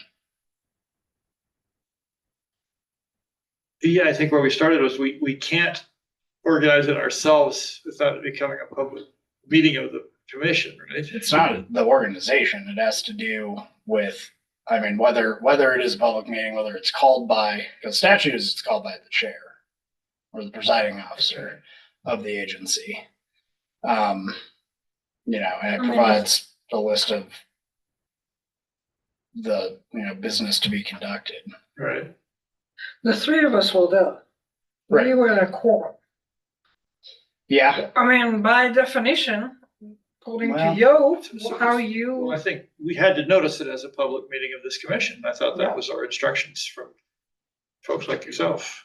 Yeah, it's I'm sensitive. it's right on the fence. Okay. Because it's also being called for, to conduct the public business. And it's like right on the edge of whether that truly is the business of this commission. So the default, the safer, is to do it properly, because then no one's guilty of misdemeanor. But it's close. And it could still be that, I think David would be happy to help with any sort of noticing aspects, just because he has the expertise, but maybe just the coordination of it could be accomplished by the members of this commission. Let Dave know date, time, place, and he could take care of posting it as a special meeting. No, I appreciate your protectiveness of staff time. I guess I'm not thinking this is a large matter, but I definitely, some of the plumbing we saw, I'd agree, had nothing to do with us as planning and zoning folks. Some of the discussion went towards recharge and has obvious implications for the Casper Rock protection area. So but we could also have that information in a meeting. Is that dependent upon seeing? Well, it's a richer experience and more meaningful if you're standing there. I don't think there's any doubt about that. Now, again, if it took a week of these guys' time to set that up and coordinate it, and that took them away from their more important duties, of which we are constantly suggesting more, I'm with you. But the coordination doesn't take very long. No, I can do that. So, and like, if when is the next tour going and you were to let us know, but yeah, we could ask ourselves I would be happy to do it. I just, that's fine. It's like the noise thing. I do think that we as a body need to maintain our sense of what are we here for, and that isn't to solve all the problems of the world, satisfy our curiosity about what's going on. And maybe you don't need to feel obligated to go. That took hours and hours, right? You come if you're interested, but it shouldn't be an obligation. And if we joined a school kids tour, I don't think they'd appreciate all the questions. The kids wouldn't. Well, who's gonna keep an eye on you guys if I don't go? What is that? I would probably go. You seem to enjoy yourself. It was good. It was good. very interesting. Yeah. I've done the other one, that tour. All right. All right. I mean, there's a lot of the same stuff, like the chlorine thing. They have a chlorine maker in this basement part, and the cool part is like they've got these like pools of water that they can flush and move up and down, and I don't know. It's kind of cool. So. No, my point is, I'm sitting here and I'm talking about my concerns about, can we address, wildfire, As a commissioner caring about my community, I want to, and without that tool, I would still be, yammering about this. No, I'm not going to. So benefit all of them. There you go. Saves time. So I guess, is this something we want to schedule within like a certain amount of time, or like what is the? Sure, before school starts would be great. And if you don't want to do it, I can email it. Oh, well, I mean, why not? You don't like the idea of piggybacking on school? Like I said, they're going to be running these things for the school between now and the end of the year. There's no urgency. No, I mean university. Oh, your school. Okay. My schedule is come August 26th, I'm even coming to the commission meeting Wednesday at 5. I have to have someone to replace me in my lab. Well, I share Mr. Ayers' concern that we not require staff, our own or the cities, to dance to our tune, and would be happy to accommodate them as best we possibly can, rather than the other way around. So that's be my 2 bits worth on it. But on all these things, yeah, Mr. Gertz, if you feel like we're diverting you from, I feel like sometimes we're setting you off in all these different directions, and that'll require some prioritization. But like you say, if you spend 10 minutes on the planning website and can provide, the right questions to ask, and can give us fairly quick feedback on some of the questions, that's an efficient use of the folks' time, seems to me.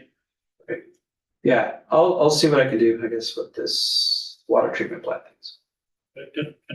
And I speak for myself, at some point in the next few months, it might be interesting to see that. All right, further discussion of that item. Okay, then we had moved a couple things just to the end. It sounds like there's sympathy for moving on, and those applications have been pulled. let me just register one thought, and if others want to, they're welcome to as well, on that school district. I felt, we all know that that's kind of a. Actually, Mr. Chairman. Yes, please. Can we ask staff actually what was the reason for them getting pulled? I mean, I kind of know, but I'd like to know Okay, sure. exactly Let's do that. what happened. Notice. Notice on the school district, and then there wasn't the right information provided with the other one that was pointed out to me, and so it was basically a staff mess up on the other one. So What was the notice failure? They didn't do the right mailing. Oh, on their part. they didn't get return receipts back with their certified letters, which is required. So Good, very good I was question. curious. My comment was going to be on that one. We know it's a controversial subject, and nobody's asking us whether it's a good use of state money or anything. But I did feel like maybe the staff report was a little thin in just a cold, what exactly is being requested and how does it fit? It strikes me that what we saw was a conditional use application for a school and for a dwelling unit. not for dwelling unit. Well, aren't they? No, but they are. The dwelling unit's They're already allowed been to do a permitted. dwelling unit. It's already permitted. Dwelling is. Through, that doesn't County. require a condition, does it meet? Doesn't require, all it requires is a zoning certificate, which has been approved. Because So they the meet use- the so there's density a dwelling. requirements for additional dwelling unit. Sorry, Okay, I just, I didn't it struck catch me that there's two things that are going on there. There's a dwelling unit and there's a school. correct. The school I see in the list as a appropriate conditional use item in agricultural lands. Correct. Okay, then I ask myself, well, what about the residence? Now, does it meet the density requirements for an additional dwelling unit? Yeah, it's like 1,000-acre ranch, so they can have one dwelling per 35 acres on it. Well, I just, tell us that there, because we do have requirements that relate to use of additional dwelling units. So as I'm looking at the land use table, it just seemed to me, I wanted to see what exactly they're asking us for and does it conform? And the answer apparently is, yes, it does conform if we grant the conditional use permit for the school. Yes, it conforms with respect to additional dwelling unit by virtue of the size of the lot. I just so that we have a complete record of what's going on out there and why it fits and is appropriate would be my request. Okay. Okay. For those to whom it wasn't immediately obvious, perhaps that's my thick-headedness, but let's make it a more complete report. And then tell us about what the county commission did with it. That's a bit unusual as well, just so we're all on the same page. What is a conditional approval or provisional, or what did they do? The county commission took this up and Yeah, so there's a whole history with this project. Not having anything to do with us, but I guess this family has requested this school to be placed up there because they have to drive like 50 miles to the closest school or whatever. And so they've been requesting, I'm not sure how long to the school district to do this. I know the state legislature got involved somewhere and so basically we got a frantic call from the school district saying, hey, we need we need to put this building up here. It needs to be permitted yesterday. I'm like, well, that's not how this works. And the problem is like, they didn't get their funding till like July 8th. And so it was right there when they're like, okay, we got our funding, we can do this. We need a permit for it so we can start August 26th, which there's, that there's no way we could have done that. There's no way they can get their permit that quickly. So they took their request to the Board of County Commissioners to get a provisional permit or provisional permission to go forward with this until they could get the proper permitting completed. So the Board of County Commissioners approved kind of a just approval to go forward with it while they go through this permitting deal. So okay, there is such a thing as a provisional. I guess my concern on the whole thing is that This thing has all been hearts and flowers and we love this and their poor little kids can need to go to school, but I want us to, the county, to treat it straight up. This is an application came through. I appreciate your saying, treat you like everybody else. You come through the front door, you fill out all the forms, you hit all the boxes, and we proceed accordingly. That's just my 2 bits worth on this. I don't like the idea of the process being stampeded. I'm not saying it has been, but let's make sure that it isn't. So. Right. Just a personal comment, I have been on this road, the Esserbrook Road. We used to trap chipmunks up there. And I don't understand why the road condition, if it's a school for this family's kids and they don't need to travel anywhere. Like, It's a terrible road. yeah, I So- don't know. My thought on this the whole time has been, why does this need a conditional use? Just call it a homeschool. But apparently there's potential for future people coming, like dropping their kids off at this school, which is why it needs a conditional use, which is where all this other commotion comes into play. So I guess that's why.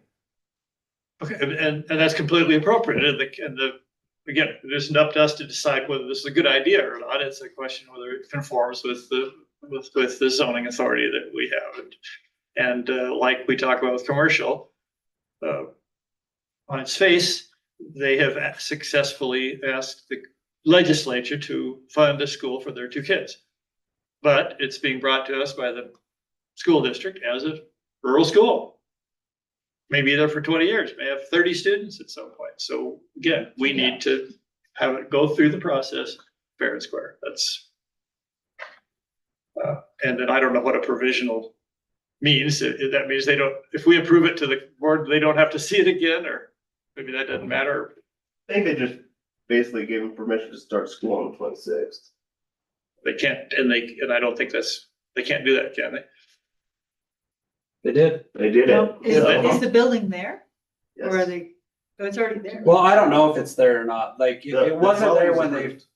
well, it's been approved, but that doesn't mean it's there. Well, they could just start school in the living room on the 26th. I mean, Well, Yeah. I think that's pretty much If the what building it isn't is there. anyways.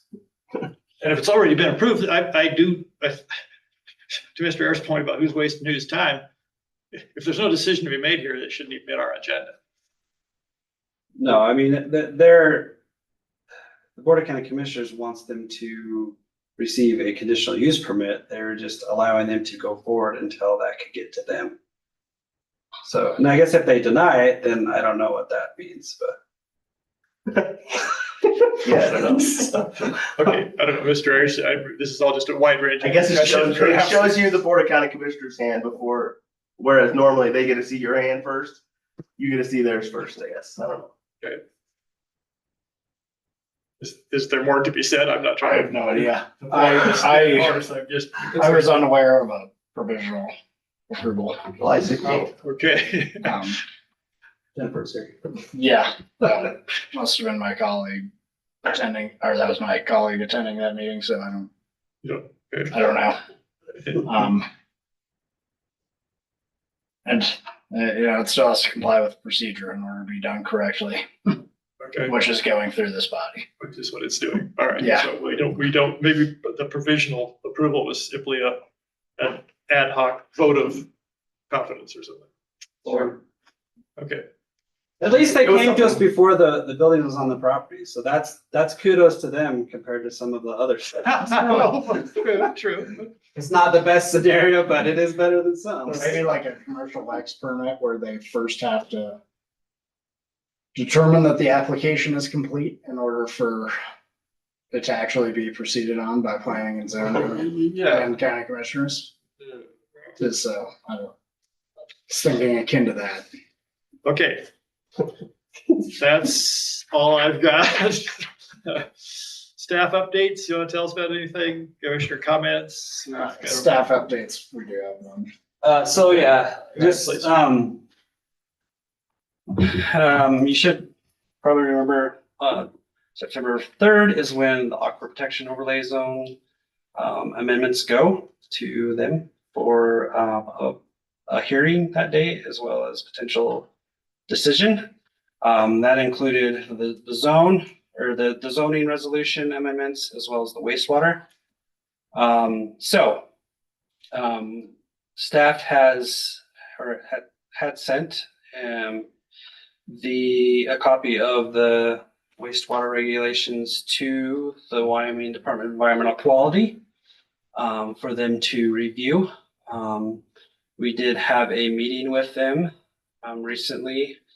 Me and Lisa Erickson, our assistant planner environmental. They did have some comments on it. I don't want to, put words in their mouth, but they will be sending us a letter sometime before, well, probably by next Wednesday. That's when they're going to send it. But basically, they're saying that we do not have authority to regulate advanced treatment units.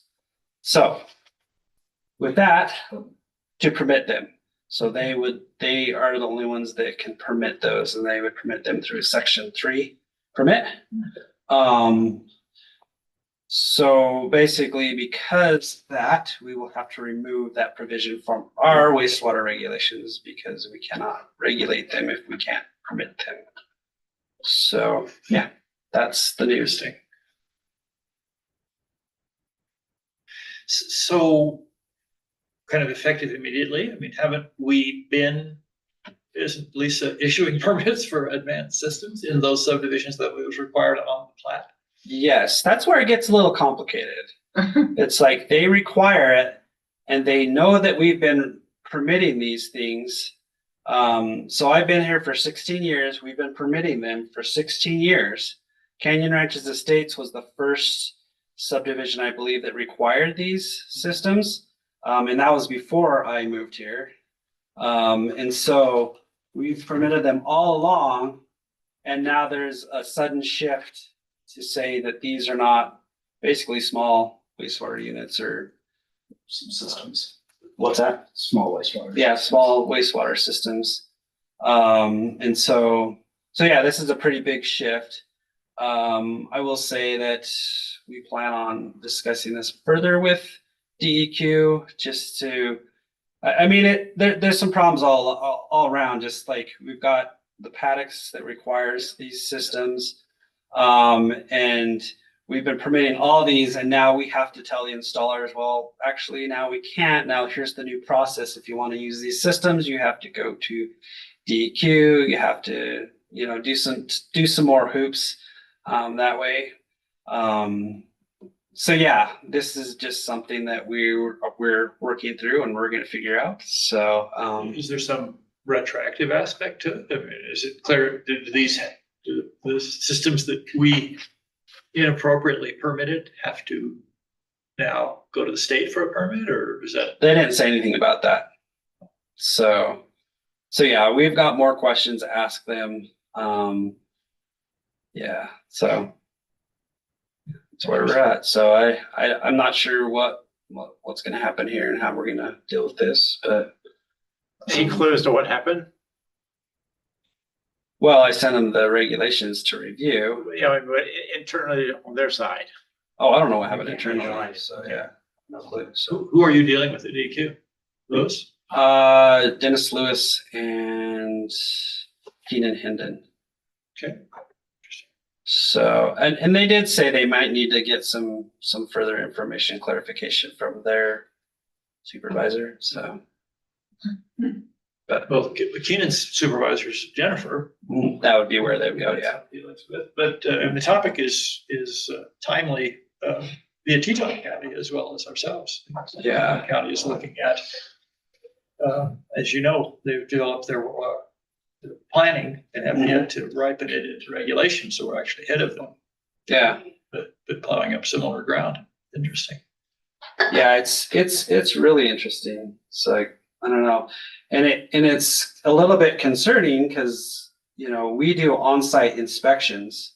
They do not. They permit information that comes forward and say, yep, looks good. that's the end of it. Unless there's a complaint or something they have to go like, follow up on. But I don't know. Those systems that are being permitted, the Vantex systems, they're a little tricky. If you don't configure them right, they don't get the circulation that's needed to, get rid of the nitrates, do the denitrification stuff. So, and they can buy the right system, but just not configure it right, and now you're not getting any nitrate. So what about the kind of inspection and licensed installer and the kind of peripheral bits that we have now? We've talked about needing to report over time. Are they didn't have any issues with that. The only thing they really brought up was the permitting of advanced treatment units. permitting is distinct from the inspection and the subsequent reporting? Was there a difference there, or what's your sense of that? I think if they permit them, I don't know if we can do that or not. Like, I guess that's where you're trying. Yeah. I'm on your train now. Anyways, no train stuff. But yeah, like that was something we kind of discussed with them, and they were wishy-washy about it. So I don't know. Again, like we need to see what letter they send us, because I don't want to be putting stuff in their mouths. Once they get the letter, then obviously I could share that with you guys. I could share it with whoever, I guess, but definitely share it with the Board of County Commissioners, because I'll have that before the meeting on the 3rd. So now get back to the what is our bailiwick. We are currently in the 45-day review period for the county commissioners approval. And I've gotten my dates convinced that doesn't expire till November, you said? September 3rd. Okay. I misheard you. That seemed startling to me. It should have. So is the thought that the proposal in front of the board can be modified to address these issues? Or yes. Yeah, pretty easily. Me and Matt kind of went through it today.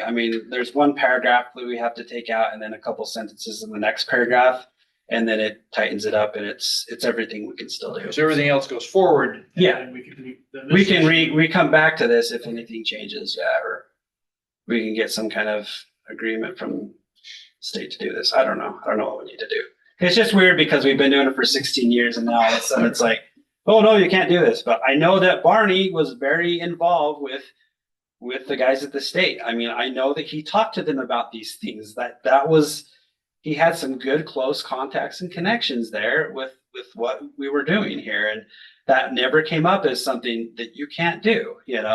So it's a little frustrating to all of a sudden now we're switching tracks, and it's like, now we have to deal with all these things that have already been permitted. We have to deal with all these things that, are on all these notes on plats that were required. And DEQ is the one that had a letter saying, have this on the plat. Right. So, how it got on that letter, that's moot. It was on their letter to us, I don't know. Okay. So we're working through it, But all right, so to try to, where we got involved, there's been quite a bit of hand wringing of taking it out of zoning and putting it into wastewater regs. And the thought was, okay, we got it sufficiently covered here that it can't be covered in zoning. And so there's that whole part of it. So assuming the county commission adopts everything that we've given them, less this, what is the status of septic system zoning or permitting in the APOZ? It'll be similar to what we're already doing. It's conventional systems. Yeah. Yes. Designed by a professional engineer in order to show proper So specs. I guess the one area we go a little bit farther is we did add that component with the geologist doing a review of the area, looking for noting the vulnerable features. So we did include that in this. So that's a little, it's kind of required when the engineer does it, but we've tasked maybe the professional that should be doing it to do that. Well, I guess I'm missing, but somebody has to decide, is this are we permitting an advanced system or not? And if it's, we're permitting an advanced system, we kick it over to Cheyenne, and if we're not, we do it ourselves. Where is that decision point made? So that's made on a plat.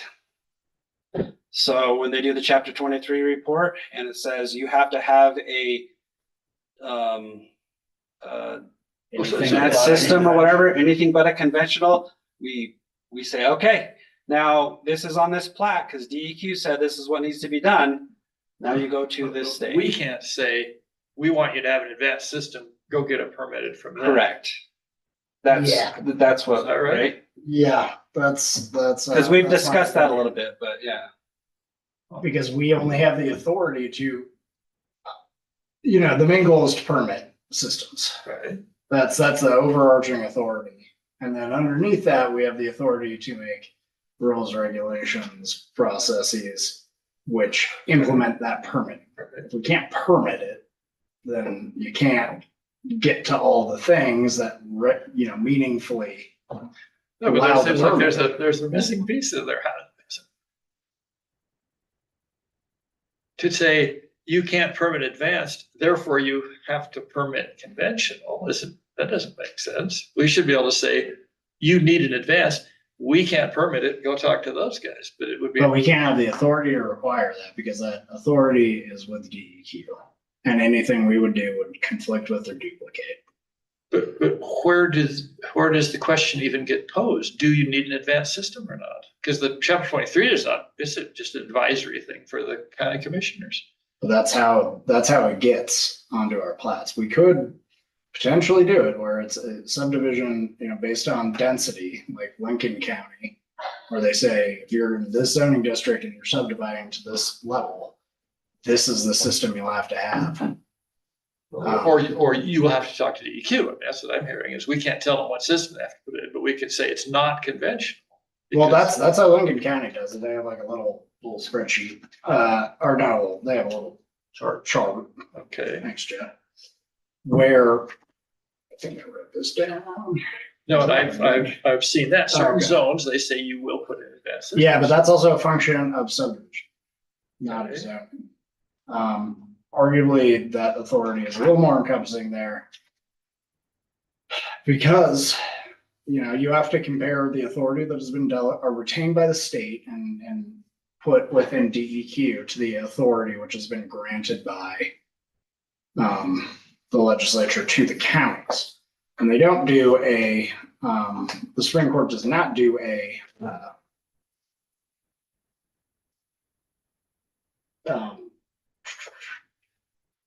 more of a federal reservation of power. I'm blanking on the word right now. Like reservation of power. Oh, sorry, preemption analysis. But what they do is harmonize, all the statutes according to their plain meaning that could be applicable. So while it says that the ability to regulate and restrict the location and use of structures and the use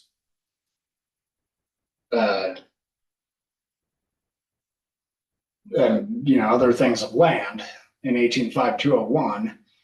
It also says in the Environmental Quality Act that DEQ permits discharges. And it's only that small delegation that gets us into discharges, which is the four small wastewater systems. So DEQ is saying that this is not a small wastewater system because it does not have simple hydraulic and hydrologic and engineering needs. Then the ability to require that is with DEQ. Okay, there's still a missing piece there. What is it? How to kick it up to the state. Yeah, how does it, so here's somebody who decides whether this is one of these or one of these. We agree that if it's advanced, it has to go to DEQ. And if it's conventional, we get to do it. That's the question. Who gets to decide which pile? Right, falls in? that's the big question is like, they've got that, simple hydraulic or Okay. whatever, is like, what does that mean? Where is that defined? And The answer who gets is to decide it's what's not. Yeah, and who does get to decide? No, I'm. That's what's missing to me is who decides what's simple. DEQ apparently. Then they have to see them all so they can decide which ones go simple and which ones go advanced. I mean, cause like, I think you could make an argument that like, okay, you know, what is not simple is like, oh, if you have to have an operator come and take care of this all the time, that's not simple. Or But if you just plant it in the ground and you have to have somebody come out once a year and change the filters, why is that not simple? You know, like, I think you can make an argument, these are simple systems, but, Well, cause there's no definition. even if you could define simple quite carefully, we still need somebody authorized to say, is that a simple or is that an advanced? Right. Right. Who makes that call? Nobody knows. Not us, not the county. Okay, well, and if that's the answer, then it's, All then of them have somebody, to go to then they all have to go to DEQ. DEQ. Well, I mean, you know, if it's a conventional system, I think it's pretty well understood as simple. Right. But who decides Well, I whether mean, it's a conventional system or not? So Go back to somebody. we're gonna talk conventional systems. Well, what if it has to be a mounted system? Which means it's not a traditional, you have to bring in sand and you have to do these other things. What if it's a system that requires a pump to lift it up to go out to the leach field? What if it's a pump Yeah. system that goes into, you know, pipes that are, it's a pressurized system? It's like, all of these questions, it's like. So these are all questions that we're gonna have to get determinations from DEQ. Right, so it's like, Well, that seems to But be the what position they- that the county would be, we, through our authority, get to decide. We need advanced systems here.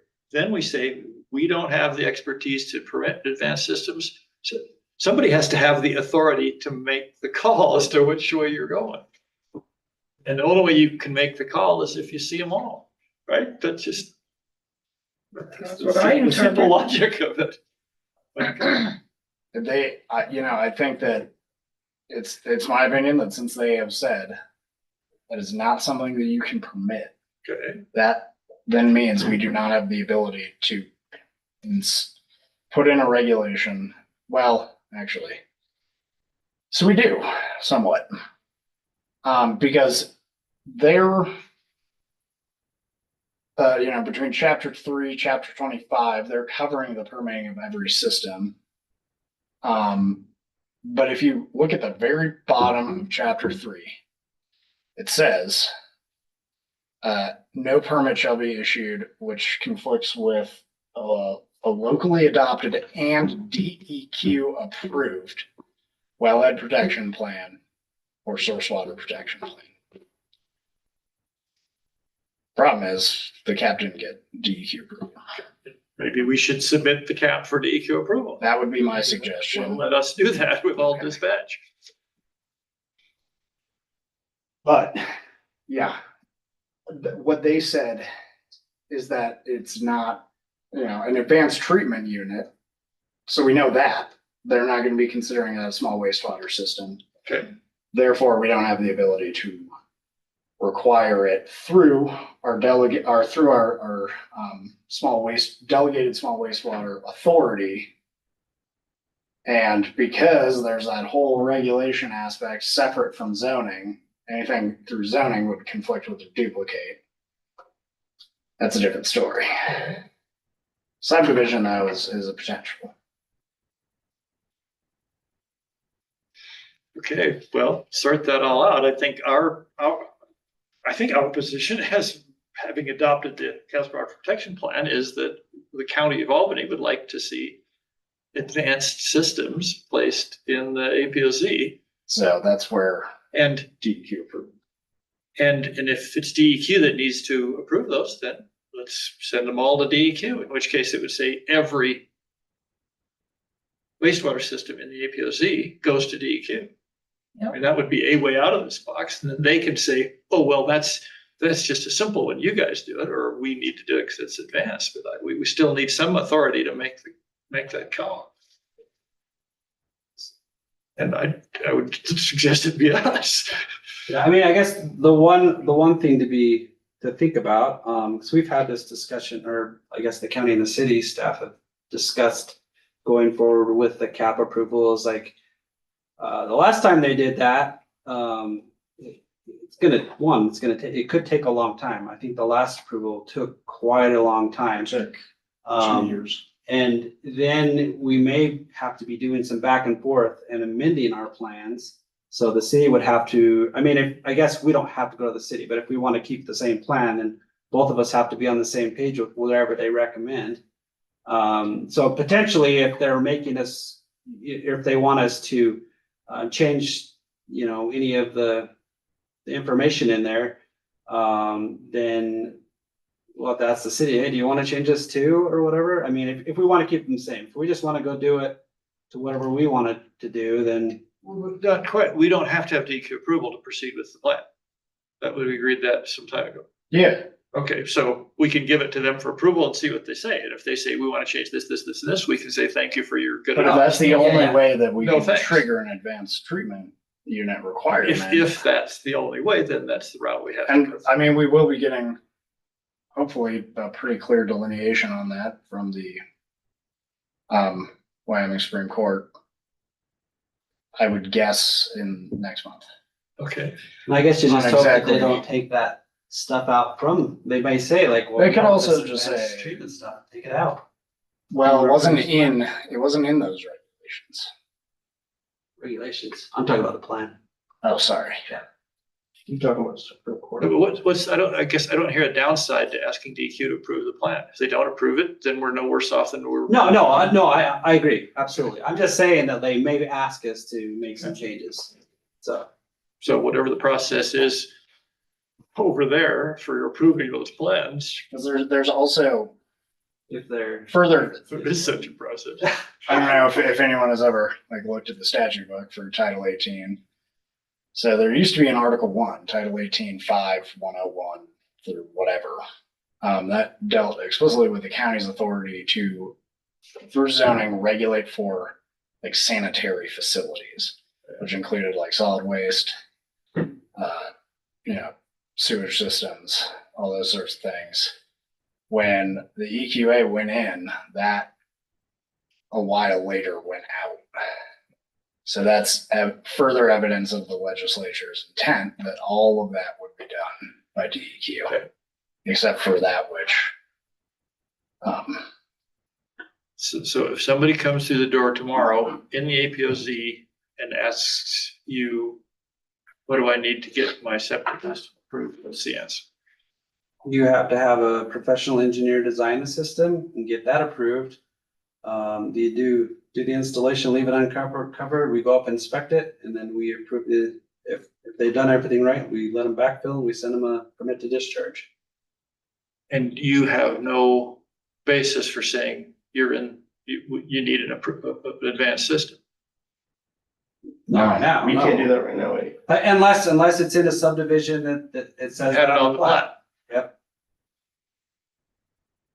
And Which, your position is if a new plat came forward, which I guess maybe that's getting way too fanciful, you couldn't put it on the plat unless DEQ advised you to. DEQ has to make that recommendation. Well, see, that or is we the- require through subdivision regulation like Lincoln County. But right now, Because the chapter 23 is a very slender thread because there's nothing compulsory about anything in chapter 23. You have to send a DQ and they send their little advisory thing over. It's very clear that it says, this is just DQ suggesting you put this on the plat. It becomes compulsive when we put it on the plat. Yes, Or yes, when- that was when- your when it's decision to put it on the When plat. the board decides to abide by that recommendation. Right. They could also say no. Right. We're good. Right, which means that DQ can't. It isn't DQ put it on the plat, it's you put it on the plat. Yeah. Well, the applicant So usually. you must have had some authority to do that.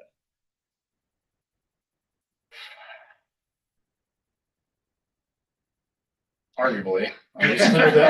All right, well, maybe we're. At least through the subdivision. Okay. Okay. Because essentially that's a determination that by the commissioners that the adequacy is not of the proposed system is not sufficient. So, and I got a question, Matt. So back to the whole Casper protection plan. Say we go ahead, we get that changed or DEQ approves it. It's got all that stuff in there. And now we want to do this, but like our delegation agreement still says it has to be simple hydraulics, simple engineering. Can we still do it even though it says that? And DEQ say, no, you can't? Can we still do what? Can we require advanced treatment units? Even if that's what it says in our delegation agreement?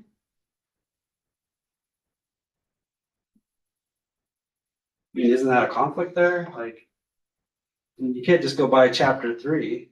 Your delegation agreement says this is what you can permit. Well, yeah. Would that not just have, that have to be changed, right? And DEQ would have to be okay with that. That is an interesting wrinkle. I would need to like read through there.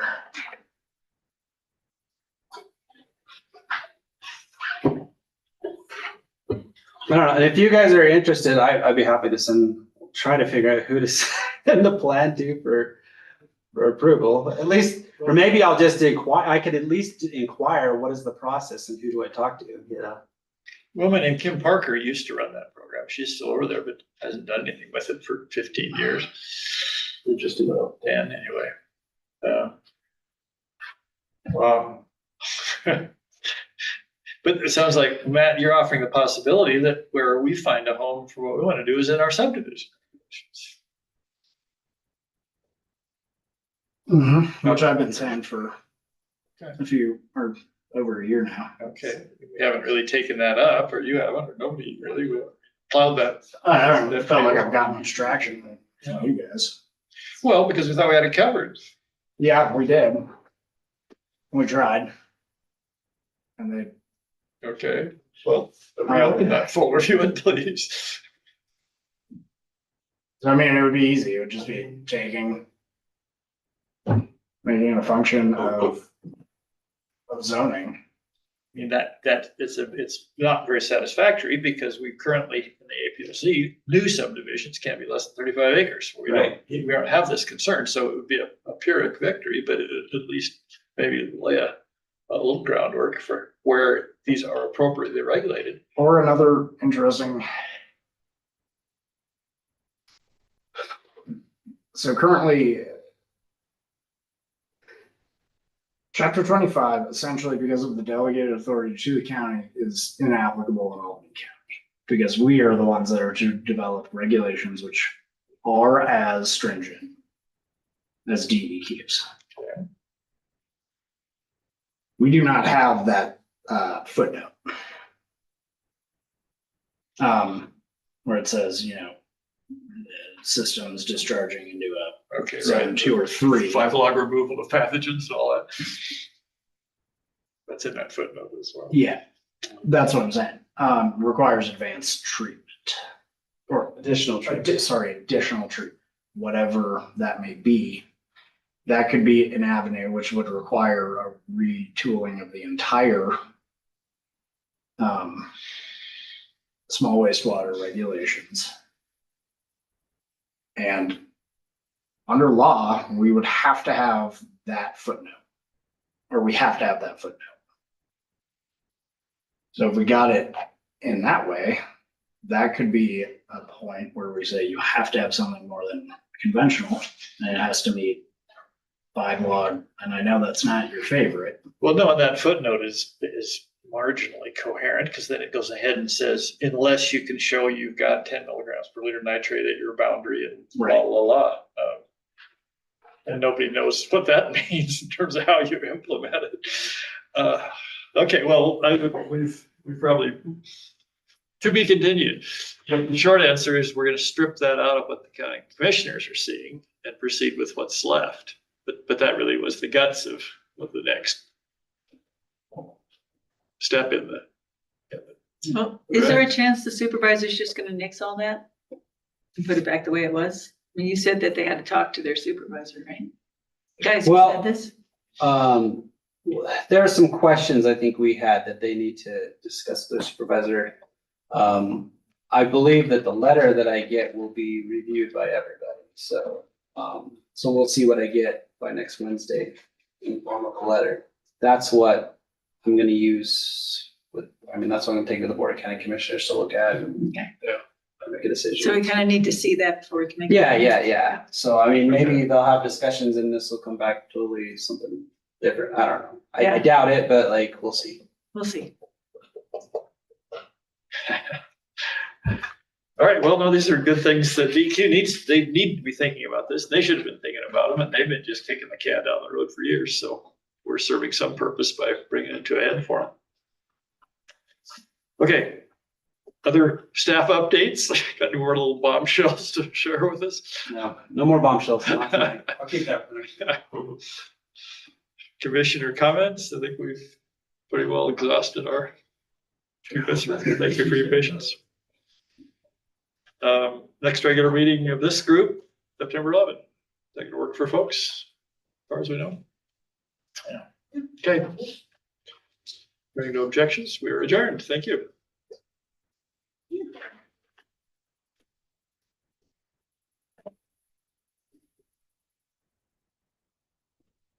They need to just